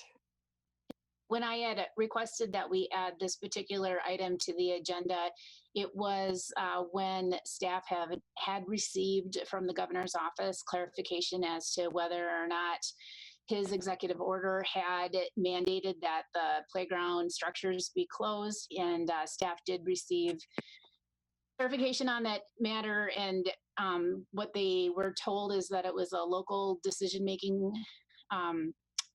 issue, and that so technically the play structures were open, and so that's when I had asked for it. And since then, Mayor Fassbender and our city administrator had further discussions, and thank you, Mayor Fassbender, for taking leadership in that and working that through with staff to close the play structures. I think that was the correct decision to be made, considering we're literally, at war with COVID-19 at this point. And so thank you for that. There has been some social media discussion about furthering that to include some of the basketball courts and the tennis courts and such. And so so that's just basically where we're at right now. So for council consideration and discussion. Thank you. Thank you, Councilmember Fulch. Any other, Councilmember Lund? Thank you. Piggybacking on that, could we get some clarification from Director Jenkins or from anyone else actually that might know what is the policy right now on things like fields and basketball courts and so forth? There are people that are commenting even currently in the meeting here on the chat function that they're asking about the situation where there are groups gathering and playing games or whatever, congregating. How are we going to mitigate that, and what does the governor's orders say? Yeah, Councilmember, I can chime in a little bit here. For clarification's sake, the only current closure is playground equipment, and that does include swings. So those are affirmatively closed with snow fencing around them. I believe the governor's order, and please correct me if I'm wrong, still stands that no gatherings of greater than 10. And those are supposed to be with social distancing of 6 feet. The 6 feet is I don't know if it's a recommendation or a mandate. Certainly it's a mandate to follow recommendations. At any rate, our tennis courts remain open, as well as the pickleball that are played on the same courts. Basketball courts remain open. Athletic fields are open with the exception of Vets Athletic Complex. However, organized activities are not allowed. So no youth practices, no adult practices, those sorts of things but individuals or small groups of individuals are welcome to use those athletic fields. I'll share with you all too. Earlier today, I was on a conference call hosted by the Minnesota Recreation and Park Association, and I'm not sure the number of cities across the entire state that were participating, but a large number. We did roll call questions from A to Z with every city and county reporting. Predominantly, tennis courts, basketball courts, etc., remain open across the state. As dog parks, predominantly, those remain open across the state. Most up-to-date information today. Your Honor. Councilmember Lund. Thank you, Chris. I appreciate that and putting you on the spot there. I can see playing basketball by yourself and keeping the court open, but when you got a group of people playing, that now becomes a different story. Even if you are passing the ball 6 feet apart from each other, you're passing a ball that everybody's touching anyway. This is just a very unique situation that none of us have had to encounter, and I understand that, but I want to make sure that we are setting ourselves up to keep this community safe for acknowledged, hopefully, short period of time. So yes, it's good to go out and be exercising and so forth, but that's one thing. But being outside is not the same thing as being safe. You have to be outside safely as well. So I guess what I'm asking is that we look to try to enforce this better. And I know that's putting a burden on our police department or whatnot, but it seems like the responsible thing to do if the mandate is groups of 10 or less and 6 feet apart. If people aren't following those rules, then I think it's in our best interest to make sure that we remind them of those rules. Does that make sense? And I'm looking at Dan as to maybe what the police department is doing in that regard, or what the plan is there. Sure which Dan we were talking about there, but either one, I guess. But I was thinking city administrator, but either way. I think the police department is taking an educational role when the officers are running into people that appear to be violating social distancing rules. They are trying to inform and they're trying to get cooperation. I think at this point in time, they have not been given any specific direction to clear basketball courts.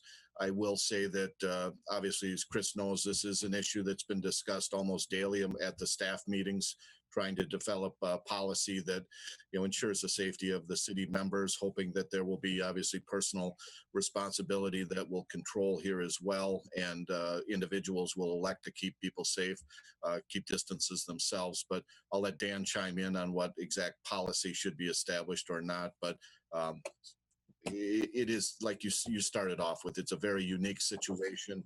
Certain applications are probably going to be fine for social distancing, 1 or 2 people out on the court themselves, but understand what you're saying. So it is a thing we've been grappling with quite a bit here. Attorney Legal spoke well to that. Really, the police department's approach has been educational, not trying to crack down and issue fines or anything like that. Your Honor. Councilmember Lightfelt. Thank you, Your Honor. To kind of continue on Councilmember Lund's comments and Mr. Flegel's, we do talk about personal responsibility. And I know, speaking for myself as a local government, I don't like having to tell people what they can and can't do. Understanding that, we're all going a little stir crazy right now. But we do need to protect our community and remind everyone this is temporary. we will get through this. This is a temporary situation that we need everybody's help in. So I personally do feel that we have to put into place, because of the fact that personal responsibility isn't always evident. It's not always the decision that people will make. I've talked to many families who they got out to the park, they were the only one there. Well, then next thing you know, there's more kids. And then there's more kids. You drive by, there's no one there, you stop. I've heard it from everybody. But then we talk about, everybody's personal, how are they taking care of the hygiene as they're sliding down the slides and using the swings. So when we look at the basketball courts, the tennis courts, to me, do have a distance. But if they're congregating skateboarding and, I think there's a couple other games that they play in a few larger groups on the tennis courts. I'm not sure what those are. But I think we do need to implement it. And I'm not saying we need to ticket people, but if that allows our officers to stop and say, hey guys, I'm really sorry. We can't have 4 of you, 6 of you, whatever, 10 of you, whatever it is. I really feel that we do have to implement something here. And again, it's temporary. There's a fine line, between policing people from themselves and protecting our community. And I just feel like right now it's really important that we look at our community as a whole and take this a step further. I myself work every day. My partner has a condition where she is at high risk. So I'm very, very careful because I do work out of the home every day and how I, respond around the house, from washing my clothes to those types of things. So we don't know what everyone else is doing. And I think it's just a really important, easy step we can all take to tell our community that we are concerned and we are really trying our best to take care of everyone at the same time. So I'd be all for putting something into place regarding that. Merland? Thank you, Your Honor. And I think what needs to be made clear here is that I speak for myself, but I'm firm in the support that our police department has the ability to educate, and there is an opportunity for residents to inform the department when there is concern. So we need to be able to make it clear how to contact the police department without interfering with emergency calls and so forth. But and also that Councilmember Liefeld said we don't need to fine, and I think that's a very good point. This is not to get people in trouble. This is to protect people. And if we look at it through that lens, then hopefully we can make some big strides in the education, and maybe the message gets to the parents as well. So if the police department needs better direction from council as to the support, they've got at least me to make that call. Okay. Councilmember Lund. For instance, go ahead, Councilmember Balsonic. Yes, thank you, Your Honor. I'm probably showing my age here by making this comment, but I played a lot of basketball back in my day. And my high school team won the state championship back in Michigan, as a matter of fact, 1963. Back then, basketball was a non-contact sport. And unfortunately, it's kind of devolved into a contact sport. I would hope that if there are a couple of people out there playing, that they would limit the contact. I drove past our tennis courts today.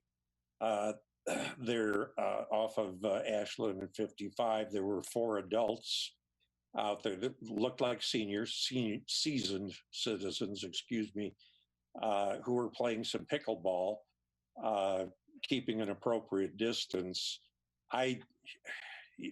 It's a matter of education. Let's just, if we see somebody, I live right across the street from Crestview Park, and I did say something to a mom who was out there with their 2 little ones. before everything was fenced off. And he was well aware of that. I think it's a matter of education, and I think we're going to be just fine with that. I should note for the people that are watching, I'm reading the chat line. We've got 22 people now have commented. And one says, thank you, Joe. So I appreciate that. But this is a hot topic. I've received some phone calls about this and some emails. It's just something that we need to become educated about. So let's get educated. Thank you, Your Honor. Thank you. Your Honor. Councilmember Vaughn. Thank you. I appreciate everybody's input, and I appreciate the residents bringing it to our attention. I just want to use some caution. I think we should be looking at our reserves. We got a great department, but it's encouraging to hear staff talks about it daily, and I think they are the ones that are going to receive the calls. And internally, we may have some staff that might be able to help with this too. I just got to remind that requests from businesses too to have police help them police in front of their area too. We don't have a huge workforce. That's what my biggest concern is. So I encourage us to keep the dialogue going, but I don't want it to be a onesie twosie that we should go at this court here as issues, because I think we got to think about the city here.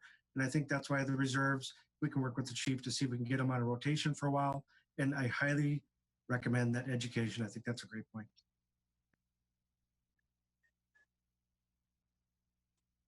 Any other discussion, council?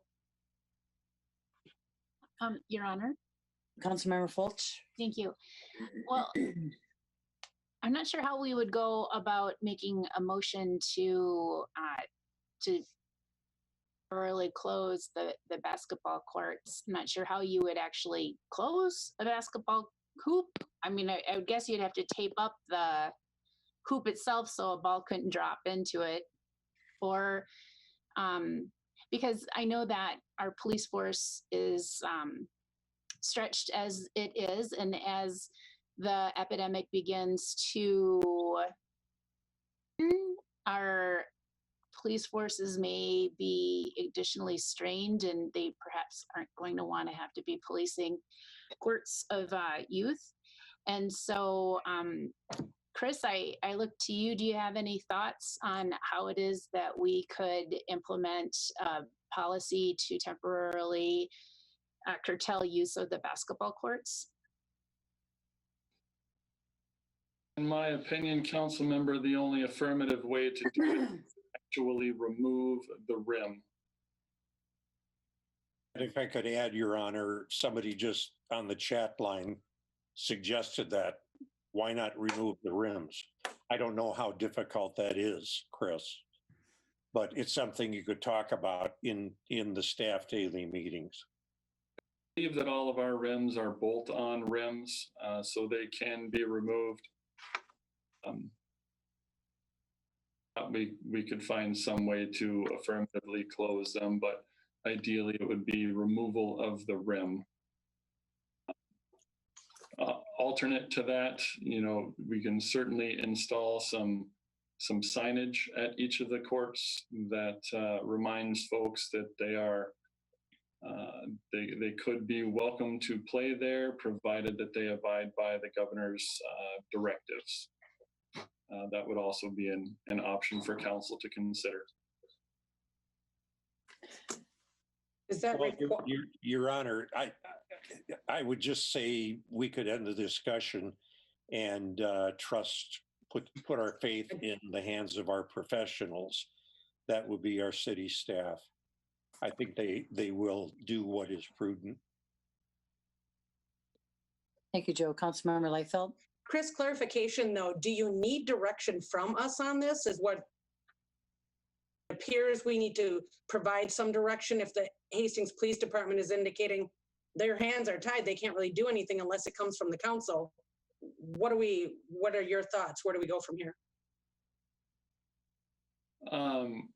And Dan, Administrator Dan, feel free to jump in if you would like to. if the council has a desire to affirmatively close basketball courts or tennis courts or any other recreational facilities, then I would certainly ask for that direction.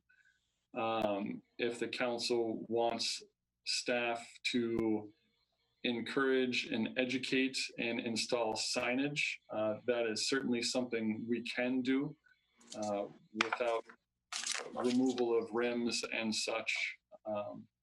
It really depends on what council's wishes are. Again, I go back to, and I look now, 66 communities throughout Minnesota, and the conversation today, majority of those communities all remain with courts of all sorts open, many of which do have signage and encourage social distance, remind folks of that. I don't do that to sway any of your opinions. I do that simply to provide information. Your Honor, it was city staff that made the decision to fence off the playgrounds. I certainly think that the staff will make an appropriate decision on the basketball courts and the tennis courts. So I really don't see a need for a motion and a vote. If I can correct real quick, there was a couple of pieces that I think there was a question and a little bit for clarification. Question in terms of policy, I guess, maybe it's not the best term, but the governor's executive order for social distancing is something the police department can enforce and currently is doing by education. Some other direction from the council really is unnecessary for that policy already exists. Just leave it at that. In terms of if the council is interested in physically shutting down the basketball courts by having the rims removed, I would ask that that direction come from the council. Councilmember Lund. Thank you, Your Honor. I think really the crux of the issue is people gathering and not following social distancing. Really, the decision that we make needs to address that. If removing basketball hoops, that feels like something very concrete that we can do and it's tangible, right? But that doesn't necessarily remove the gathering issue. I mean, there's other reasons people are getting together, whether it's soccer game or anything. It doesn't really matter what they're doing. If there's more than the maximum amount, then it's more than the maximum amount. So I wonder if really the idea is here to, again, put it to staff to say and to say, please enforce the governor's mandate. And we have support. You have support from the council to provide education to those that are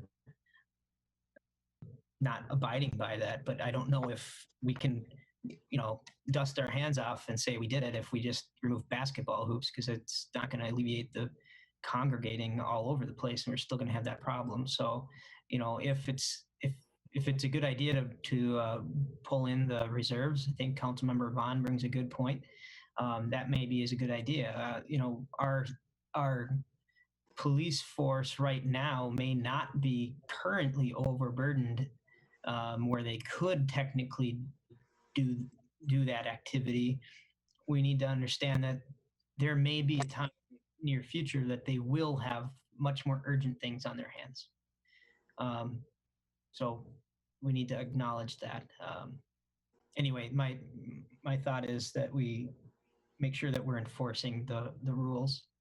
And if you want to remove the basketball hoops, that's fine. I'm not going to advocate against or for it. But I think the main thing is make sure that people aren't gathering.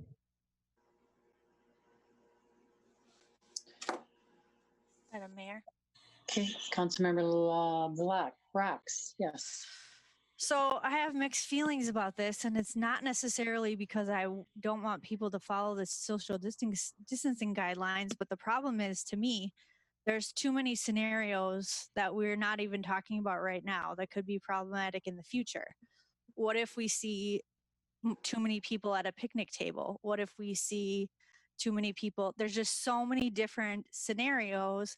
I understand enforcing when it comes to certain scenarios like basketball, or even if there's a bunch of youth on a skateboarding on the tennis courts, but I just don't know how we as a council can contemplate all the different possibilities that could come up. So we did have this conversation last Thursday in our council meeting, and it was about park playgrounds then. We're talking about basketball courts and tennis courts, and as the situation evolves, I totally understand that we'll be talking about more modifications. But I agree with Trevor in the sense that I think it's important that we educate people, but I have mixed feelings about taking away people's choices, because I think part of helping people feel somewhat in control of their lives is also giving them opportunity to make some of their own choices. And the more and more of those choices that we take away, I'm concerned about how people will feel, their stability, just their sense of their own selves. And I understand we have to do what's best for the most people, and that's why we're sitting here talking about this. But I also want to be careful that we don't go down too many rabbit holes and start talking about individual scenarios. If we're going to make a policy, it needs to be comprehensive. If we're going to say to law enforcement that we want them to educate people, I think that's a good starting point for now. But I just don't want to get into having this conversation all the time about different things. We kind of need to, in my opinion, set our feet on the ground, say where we stand, and then let law enforcement and staff enforce that. That's just how I feel about it. Okay, Councilmember Liefeld. Thank you, Your Honor. Looking back in the past at the number of times that we've all watched someone walk out of a bathroom without washing their hands and we never said anything, those times are gone. Read the sign as you go into any airport. If you see something, say something. I think it's up to us as a community to nicely have a conversation with people. If you're bothered by the fact that there's too many people in a driveway or too many people at a picnic table, politely say something. It is your health that could be at risk, absolutely. So as a council and as a city, I think our job is to control just what we can. We can't be, like you're saying, Councilmember Rocks, we can't go down that rabbit hole of, what if this, what if that, what if this. There are things that we can control that's within our city, purview here. And the parks is definitely one of those things. And then to go back to that education piece, have the police stopping, having these conversations as they save people. And you're right, which one of you mentioned earlier, stopped and had a conversation with a mom and she knew about this. Well, yeah, she knew about it, but she wasn't as concerned as others are. So that's where we have our issue, is some are more concerned and some are much more, I don't want to use the word prepared, but watching how they're doing things. So I think this is one of those things that we can control. To council member, Lund's point. If it is as simple as taking down the basketball hoops like they did in Minneapolis, again, this is temporary. Let's just let's get through this time together, and then let's put it all back together as soon as it's done. Your Honor. Councilmember Fulch. I see the removal of the basketball hoops as just being an extension of closure of the play structures, because it technically is a play structure. And it just eliminates that desire. I have teenage boys, and I know my youngest one, he loves basketball, and he wanted to go play hoops with 4 of his friends.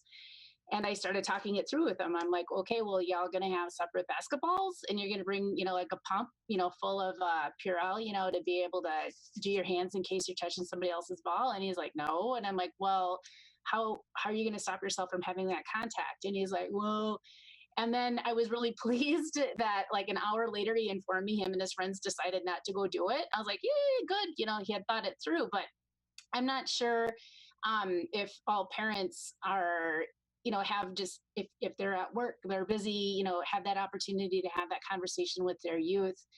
And so I don't think it's the job of police officers to have to police the parks, looking for kids using the basketball hoops. And so I know in the past they've told us that there's, at any given time, there's only 3 officers on shift in our entire community. And so it seems like it would be burdensome for them to be having to stop at the playgrounds just to have conversations with kids. And so if it's one thing that we can do that's easy, that extends the play structure closure and does our police officers a goodwill gesture for it not to be occupying their time, I think that I'll make a motion. I'm making a motion to take the hoops off the basketball courts temporarily until staff so feel that it's fit to reopen the playground structures.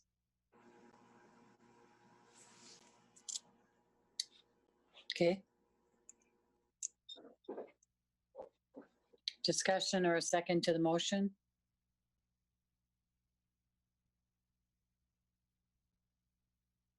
Councilmember Second, Lightborn? I'll make a second. Okay. Council discussion? Or Councilmember Vaughn? I'm not ready to support that yet today because I don't think we gave it a chance. Staff, as we heard, talks about it daily. We have reserves that I've asked us to use. We got a police department to back that up if we need it. Director Jenkins talked about signage. We haven't tried that option yet either. I'm afraid what Councilmember Brox has talked about is every 2 weeks when we have a council meeting, we're going to bring up the next one, and it's going to be the dog park needs to be shut down next too. Oh, the path down by the river is overpopulated. We need to shut that down too. How do we do that, and how do we continue to stay on it by doing this? And we got to remember, we got the schools and the private school seized. We even discussed with them yet, if we take down the basketball hoops at all parks in our community, are we going to have their agreement to take down theirs too? And if so, do they have the labor time to do it? I'm worried about this. Exactly what Councilor Brox, I think, was referring to is every 2 weeks, we're going to have something that someone doesn't like. And so they're going to come to us saying, put that on the docket too. So sorry, I can't support it until we try the different efforts that I talked about and what staff have talked about. Thank you. Your Honor. Councilmember Lightfeld. Thank you. To that, I'm afraid that we don't have 2 weeks. At the rate at which this is happening, I think while we're here right now, we can do a very simple thing by removing this one piece. Is it going to stop people from congregating? Absolutely not. Will it stop some? Definitely. I think this is one of those situations where we have something right here. We've been talking for 30 minutes about it. And if we wait 2 more weeks, where will we be then? Every 2 weeks, we're seeing these numbers are moving faster than anyone's expecting. I personally don't want to be talking back in 2 weeks and finding out that now it's in town. I think we take advantage of the fact that we are here right now, and this is completely within our scope of abilities. And as Chris Jenkins pointed out too, that is something that is doable, taking them off. Many communities around us, mayors in communities all around us are making big choices. And when you talk about the trails, yes, that could happen. You're right. It's happening in the cities.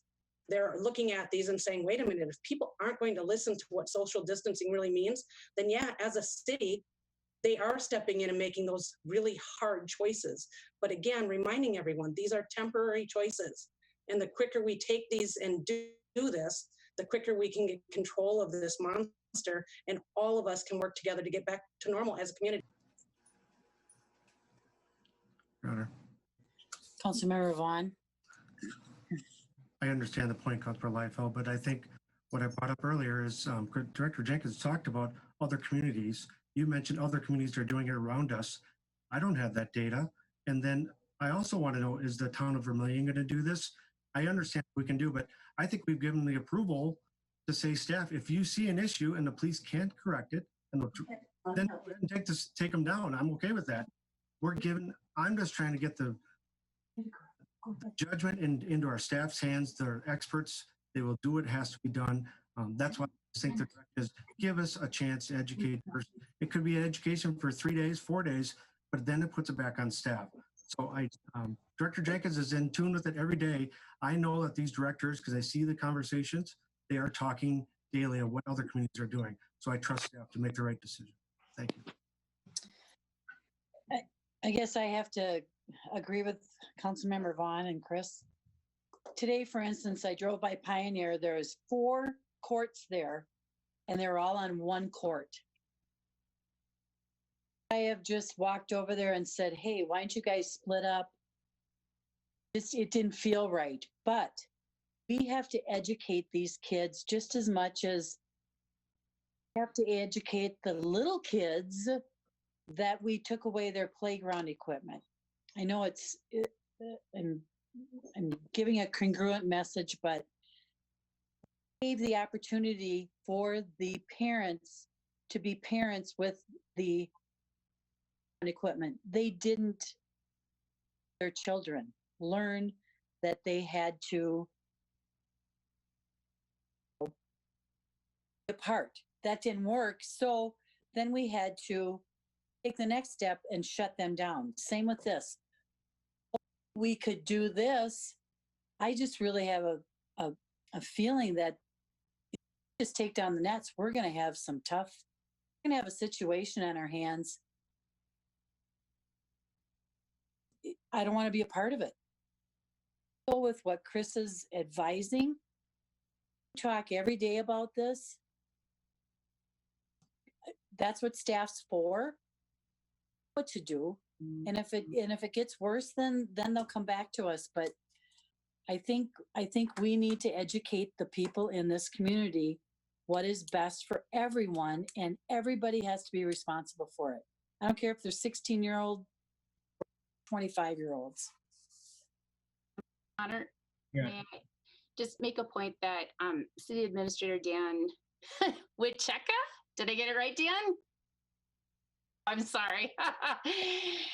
He specifically asked for the council to make a decision on this, that they don't feel comfortable removing the hoops on their own. And so, and we don't have time, to like kick around public education efforts when, if people aren't getting the message already about, social distancing, I don't know where they've been, but you know what? Having 2 high school students, I can tell you, my 16-year-old, he doesn't think this really affects him too much, because what he hears is that young people aren't, they don't come down with the symptoms, and that they're pretty much going to be okay when it comes through. It's just old people.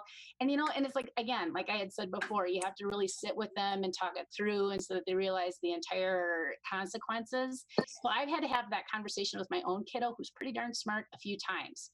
And so it takes a lot. And I think that it would just be easier to remove those hoops and just be done with it, rather than having to hope and pray that we're going to be able to get through to all of the high school students within our community that they shouldn't be using the basketball courts. And so it's just really, where do we want to put our efforts? Do we want to concentrate on the planning that needs to be done within our community and meeting the needs of residents, like helping them in other aspects, or do we want to really have our police department and our police reserves having to go out to the parks and have to, corral kids? So that's where I'm at with it.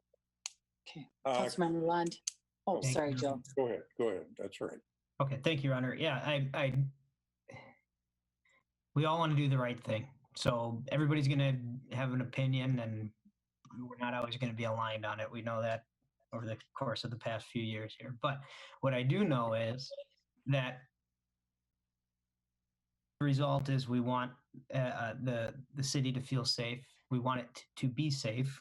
I don't know if the removal of basketball hoops is going to accomplish that. It might feel good to give some sort of direction on that particular item, but that's not going to really do as much as we might think it's going to do. It's going to stop some people from playing basketball, but that's not the only issue that we're having here. So I think what we really need to do is say, what's the plan for education? If in fact decides that removing basketball hoops does help alleviate some of the problems, then we should empower them to do that. I don't see how that needs to be something that we vote on necessarily. I mean, do what's right. The direction that I think we should be giving is let's keep our city compliant and beyond compliant with the governor's orders, and be smart. And if that means educating, if that means having reservists that go to here and there to the parks and other areas to make sure that people are being smart, then that's that. But if it means removing a basketball hoop here and there, then do that too. I don't know if we need to necessarily pinpoint it to that one action, but rather just empower staff to do what's right. And that seems like the way to go to me. Your Honor. Councilmember Balsonic, yep. Thank you. This is a question then for our city administrator. Now, last week it was a staff decision made to fence off the playground equipment. And you did that in consultation with the mayor. You also got an email. You also got. I can interact, Joe, real quick. I think that it's a little bit opposite. It certainly was a shared responsibility, but I believe that was the mayor's decision to close the playground. Well, that's just what I was going to say. The playground equipment was fenced off in consultation with the mayor. Now, we did that quite successfully. So with regard to that, why did you make the statement that you want us to take a vote on removing the basketball hoops? Why do you think that's better than what we did last week with the playground equipment? Well, better or worse than I wouldn't compare it to the playground equipment, but a matter of do not believe that simply removing the basketball hoops is going to address concerns that there may be about people congregating. And if that's not truly a solution, that's not a direction I'm going to make unless I have staff, throwing up their hands saying, we need help, we can't disperse them. But as it stands now, I'm not going to direct staff to remove those hoops. If you want to, you can certainly say that you would like it done. And that's where I was speaking towards. Well, if it came council to make that decision. If it came to a point where with the statistics and where the pandemic is going, that Chris came to you and said, I think we should remove the hoops, would you do it then without a vote of the council? I don't mean to put you on the spot. Without getting into a hypothetical, yes. If Chris or the police department said, hey, we really need this as an operational issue, no problem. Thank you. I didn't mean to put you on the spot, but I just wanted clarification because of the playground action last week and your comment tonight. Sure. Okay, thank you. Okay, council, any other, this was just discussion in correct? Well, yeah, no, there's no motion on the floor that's been seconded. Yeah, yes. We have a motion. Oh, sure. Yeah. Okay.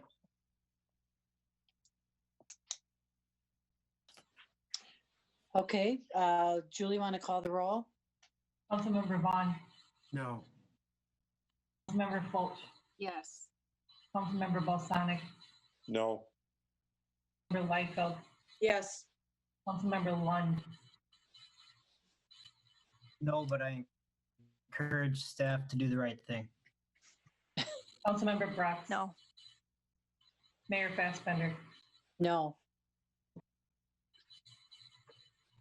5-2. Does not pass. Okay.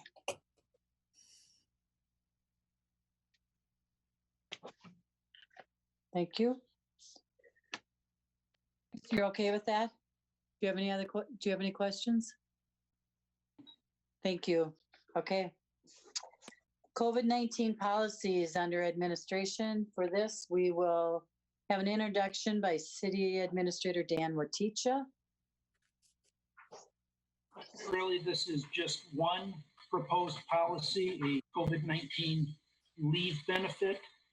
It is specifically related to employee exposure in the workplace. And really what it's tied to is workers' compensation under the law does not apply to exposure or not just exposure, but somebody being quarantined due to exposure.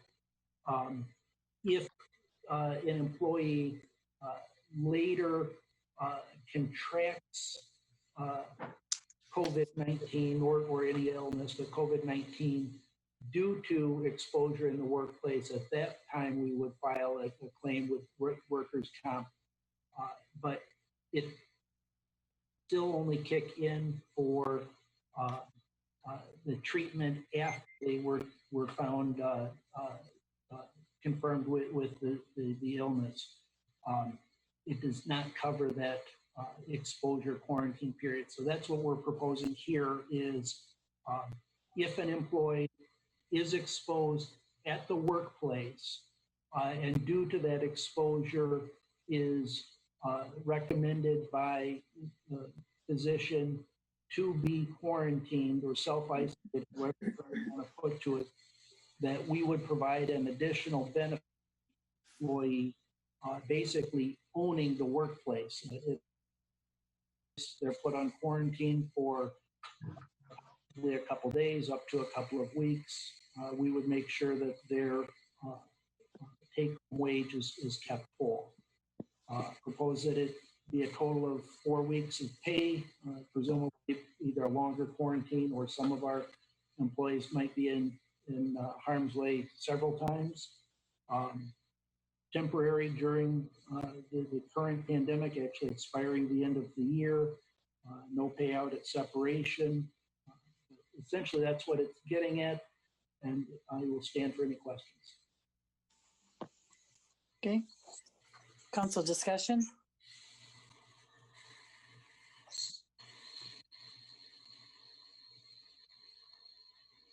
No council discussion? God bless you. Council, I accept a motion to So moved. approve the COVID-19. Leave. Councilmember Lund, are you wanting to speak? Sorry. Okay. A second.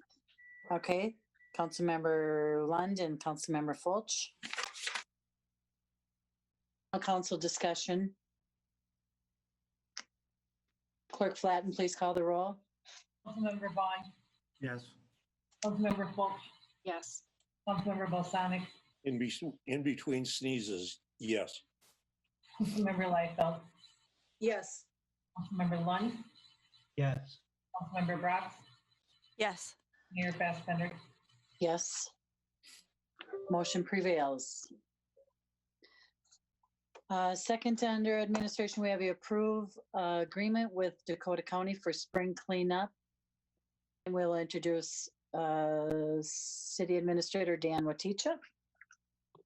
Thank you. This is a similar agreement to what you've seen in the past for our spring cleanup, except that obviously our spring cleanup is canceled this year, at least delayed. What the county has proposed and basically just trying to make sure that we're prepared for later in the year is the joint powers agreement with a fill in the blank for the date. Obviously, it's not going to be April 25th or anytime real soon. Also recognize that over the summer months is probably difficult just in terms of there are 2 weekends and often there will be vacation or other conflicts that getting our partners or volunteers involved in it may be very difficult to staff during the summer. Although it's a fill in the date in the JPA currently, it probably will not be until fall, possibly our fall cleanup being a full-blown version. But again, that'll all depend on our partners and volunteers and staff availability on whatever date it might be. Okay. Are there any questions? Thank you, Dan. Any discussion, council? Okay. I would accept a motion to approve a joint powers agreement between Dakota County and the city of Hastings for a household hazardous waste collection event. Also move. Councilmember Balsonic, Second. Councilmember Vaughn. Council discussion? Okay, Clerk Flatten, please call the roll. Councilmember Vaughn, Yes. Councilmember Fulch, Yes. Councilmember Balsonic, Yes. Councilmember Liefeld, Yes. Councilmember Lund, Yes. Councilmember Brock, Yes. Mayor Fassbender. Yes. Okay, Dan, you want to just stay on and we'll bring up the conversation about the fire chief? From Councilmember Balsonic. Yeah, thank you, Your Honor. I'm bringing this up because of the situation that occurred with the selection of the fire chief that didn't work out. There was a press release that was put out before there had been some vetting of the procedures. And what I'd like to see us do is not put out any press releases until after everything is finalized. This saves the city embarrassment, also saves the applicant embarrassment as well. So I think it would be better that we do that. The problem with press releases is that we can put them out, the city can put them out, but then the between the social media and the news organizations, they can print what they want to in total, or they can print only portions of what the press release is, or they can print some variations on the press release. So I think it would be in everybody's best interest not to submit anything to the public until such time as everything has been finalized with whatever the applicant is, whoever the applicant is. Thank you. Councilmember, I certainly appreciate that, and it was a several difficult conversations that I had with applicants this spring. Just want to point out, I completely understand what you're saying, but do want to point out the reality is that when we get down to the finalists, plural, level, those names are public. When we make a conditional offer to the preferred finalist, that is public information. So although we might hold back on a press release, that does not prevent social media or the regular press from inquiring and printing their own story. I just want to point that out. And I totally agree with you. I think the press release is probably the biggest thing that we could look out for on that. You're right, absolutely. You know, it is public information. So that's the only reason I brought it up tonight. Appreciate it. Thank you. Okay. Councilmember Lund, you want to bring up your two concerns and Sure. Not necessarily concerns, but I just wanted to speak to one specific public comment that was provided ahead of time for this meeting, which is an opportunity for people to provide comment. And in that specific public comment, a request was made to move the deadline to file for this year's city council election due to the current COVID-19 pandemic. And the request called out specific ward seats, 1, 2, 3, and then also the ward I currently represent, which is the Great Ward 4. And I mean, I am biased, but I do think it's the best one. I'll meet you outside on the basketball court about that one. Yeah, I know. Well, at least we're not like the at-large people where they can't just make up their mind.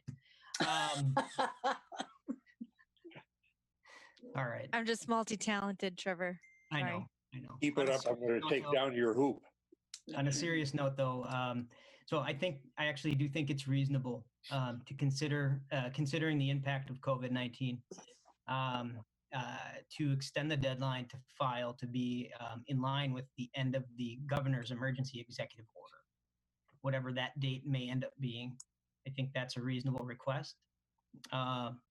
Additionally, while not in the public comment specifically, well, I mentioned it all really, due to current financial hardships that may be impacting potential candidates, I would like to consider waiving the filing fee for those who are unable to afford it. I know it's not a large amount, but I want to be sensitive to everybody's situation in this time. So the intent of today was to request that we add this to the agenda for the next regularly scheduled council meeting. I think we would then have plenty of time to address these things prior to it being a reality. So I just wanted to bring that up, guys, and explain my reasoning for putting it on the agenda for next time.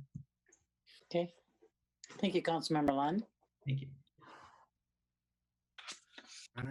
Your Honor, I'd like to get clarification on that from the city attorney regarding what the law actually is. We're prohibited from putting it on the agenda when this issue first came up. I looked in it preliminarily, and I do not believe the city has the ability to change the filing dates for an election. That is all very strictly controlled by state law. If it's going to be on next week's or next meeting's agenda, I can provide a formal opinion if that would be requested. As to the filing fee, I will have to look at that. That's nothing I had looked at up until this point. Whether the emergency situation may provide some allowances, I don't think so. I would look to the state as to whether or not the state would be inclined to make some changes, but nothing prohibits it from being on the agenda. Your Honor. Councilmember Lund. Thank you. Thank you, Council. I just to provide some clarity, because I may have misspoken. I'm not looking to change the election date, but rather the filing date for the election. And of course, we need to comply with the law. So if there's more insight prior to next meeting, then so be it. But my request still stands that we put it on the agenda if it is still relevant. Trevor. Member Fulch. Sorry. Oh, sorry. I was gonna say, wasn't the filing fee $5? Am I wrong? It is I swear to God, it $5. was $5, right? Yep. Yeah, so not cost prohibitive. And if you can't afford $5, I mean, not to be wrong, you're gonna have a lot of problems, trying to run, because it is an exorbitant amount of time and expense. And then, so, yeah, we can put it on the next agenda, but there's nothing that prohibits someone from, due to the COVID-19, from actually filing, because you don't have to physically go in. I don't believe. You just have to file with the city clerk, and that would probably be a question for Mrs. Flatten to clarify, but I don't see anything that is prohibiting anyone from filing for what we have in place right now. Thanks. That may be so. I mean, that may be very good information to have at that time for discussion. I bring it up because it was brought up to us, and I felt like it was a reasonable request to consider for next meeting's discussion. Councilmember Brax. It is, I looked it up today. It is covered in Minnesota Statute 205.13, if you'd like to read it. Before the next council meeting, it covers all the requirements, including if we're going to have a primary or not. There are certain dates in that statute that we must candidacy filings by. So everything that the deadlines that we set, my understanding is, are set by that statute. So I don't know how much wiggle room there is, but you may want to take a gander at the Minnesota Statute 205.13, because I believe that's what we're governed by. Okay, thank you.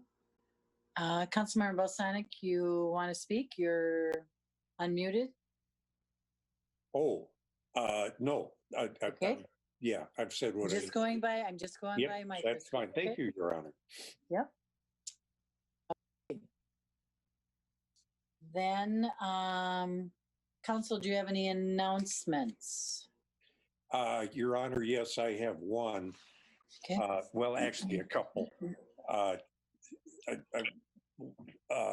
got a very nice phone call today from Kathleen Earhart, and she is trying to start a movement that is community-wide, asking residents to turn on their yard lights at dusk and leave them on till dawn as a tribute to our emergency and medical personnel here in the city of Hastings. I should also add to this that there's kind of a national movement to do this. I'm not sure how many people have heard of this before.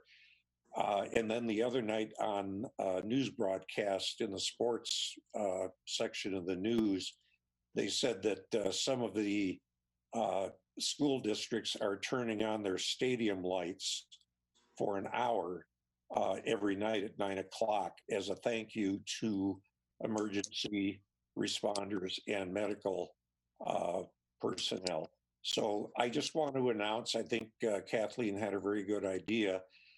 We've been doing that, turning our lights on every night at dusk. And I hope that the whole city of Hastings will feel proud enough and thankful enough to light everything up. Thank you. Thank you, Councilmember Balsonic. Any other comments for council? Okay, I have a few. Thursday, April 9th, 6 o'clock p.m. will be HEDRA meeting. Monday, April 13th at 7 p.m. is the Planning Commission. Tuesday, April 14th, there was a Parks and Recs Commission meeting, and that has been canceled. Thursday, April 16th, 6:30 p.m. Public Safety Advisory Commission. And our next council meeting is Monday, April 20th at 7 p.m. If there's no other announcements, council. I'm sorry, Your Honor. Did you mention the HEDRA meeting that's this Thursday? I did. Oh, I'm 6 sorry. p.m. I Yep. must have zoned out for a moment. I apologize. You're all right. No other announcements. Council, I'd accept a motion to adjourn. Moved. Councilmember Vaughn. Councilmember Fulch. Additional council discussion. Clerk Flatten, please call the roll. Vaughn, Yes. Councilmember Lund, Yes. Councilmember Fulch, Yes. Councilmember Balsonic, Yes. Councilmember Lightfoot, Yes. Councilmember Brock, Yes. Bender. Yes. And thank you all for this evening. Hey, Nick.